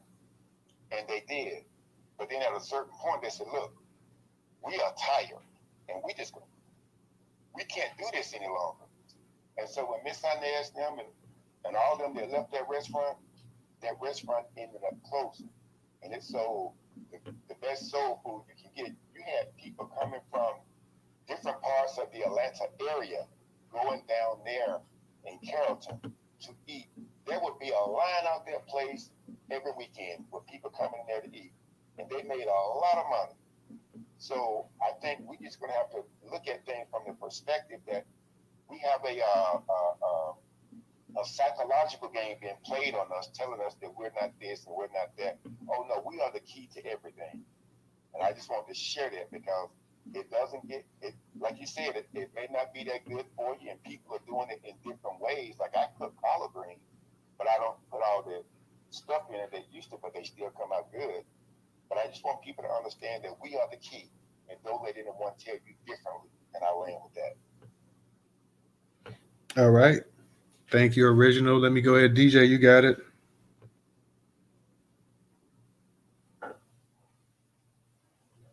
What's up, family? How y'all doing? Newstoter, brother late, but I'm always on time. You know what I mean?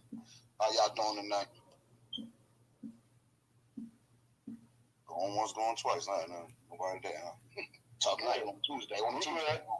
We good. No, I'm saying, damn, it's a tough crowd. I'm trying to tell my knocky jokes. You know what I'm saying?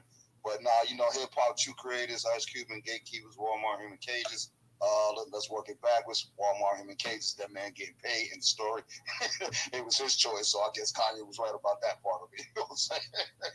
Real talk, you know what I mean? But hey, when you do stuff like that, you dehumanize our people. So, learn to say no. It's okay to say no, y'all. Know what I mean? You're still going to get paid and they ain't going to buy you for it. And if they work, you can sue them. That's what, we got laws and rules and regulations in this company. Hip hop True Creators, I don't need to explain that. You know what I mean? You already know all modern day music is Black American music, and we gave birth to every subgenre there is out there. No one can defute that. But as long as you got people like Tether Rhymes that'll come up there and say, well, this is for Jamaica. This is for Jamaica. Dang, you know what I'm saying? They gonna think, and people gonna assume that, hey, the music came from that place. But obviously things like toasting came from Negroes. Other things like 2 turntables and a mic came from the Negroes. The phonograph was invented here in America. You know what I'm saying? The phonograph was invented here in America. So no other culture was listening to American music because they didn't have their own radio stations. They listened to the music that we produced, pinging off American radio stations signal. See what I'm saying? And you just heard Twin.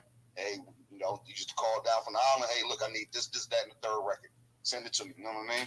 I need this, that, and the third. I need all the you know, Stevie Wonders, as you said, and that's my favorite artist too, Twin. So you know, we on the same page. You know what I mean? I need all that. You know what I'm saying? So at the end of the day, you know, Buster can say what he want. You know, but congratulations to him too. At the same time, Lifetime Achievement Award. But you know, at the end of the day, I think he just doing that because leaders of the Newstoter kicked his ass out back in the day. You know what I'm saying? Keep it real, but that's another space.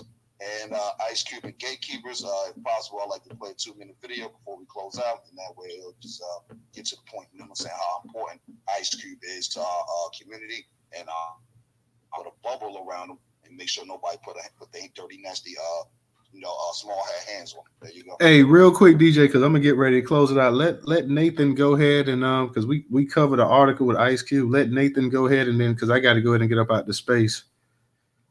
So let Nathan go ahead and get to it, and then we're gonna get ready to close this space down for the night. Go ahead, Nathan, real quick. Word.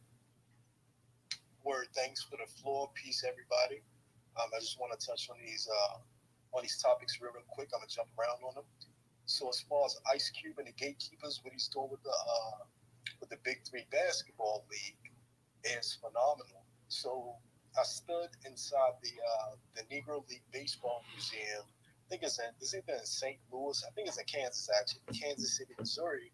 And when I stood on the pitch, because they have bronzes of the old school players like Satchel Paige there, I realized what economic power that league. All the buses that brought all the black people to the games, they were all black-owned buses. The restaurants they ate at, they were black-owned restaurants. The people that were producing the uniforms were black-owned companies producing these uniforms. And, you know, they slipped the okie doke and said that they allowed Jackie Robinson in here. But think if the Negro League never ended, we will have a monstrous power today. There wouldn't be no national, whatever the baseball league is called now. It wouldn't be that because all of the great players would be playing for the Negro League. Like it's just a fact. It was crushing it. So when we have something, it's up to us to put into it. Like there should be some company. If Q probably already got companies producing these leagues, clothing and merchandise. If they're not already, maybe if you know producers of these things, get them in contact and pitch it to them. I'm sure the brother's open to hear it. On a hip hop, come back to me like two turntables and a mic. This hip hop has gone crazy, and I'm not even referring to whatever the music is they say they make now. This pop skibbity bop or whatever they're making. Everybody's taking hip hop now to the point where I was standing with this Jewish person one day, and they were telling me how much they didn't like hip hop and blah blah blah blah blah.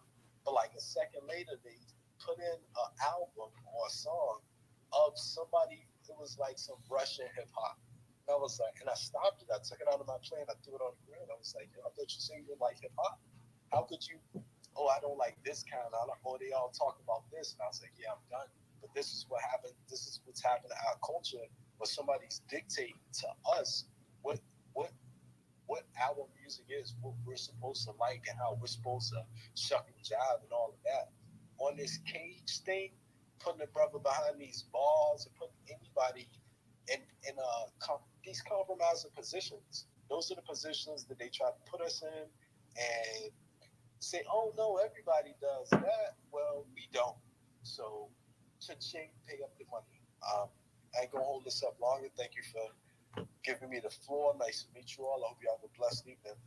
All right, thank you. No taxation. I'm gonna let you go for like 2 minutes because we got to go ahead and close the space down. So go ahead real quick. Thank you, News. Can you hear me? Yeah. Okay, I just want to say this real quick. I want to reiterate what I said earlier. The music industry is an industry, and we understand that. But you have to also understand that, and I talk about the 50-year loop. Hip hop is 50 years old. Please connect the dots, people.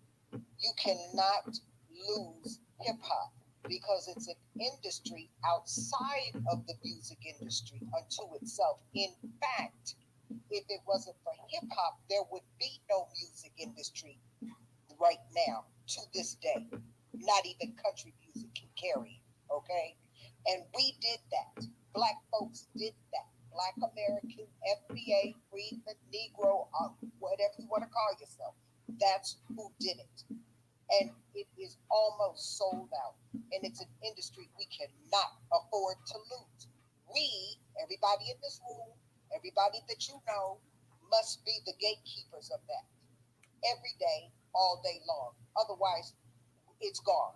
Because you can look at it now and see it's halfway gone. So we have to gatekeep. We have to be the gatekeepers now. And I'm going to leave it there. Thank you, ladies. All right. Thank you. Thank you. Thank you. Can I ask you a question? Real quick. Go ahead.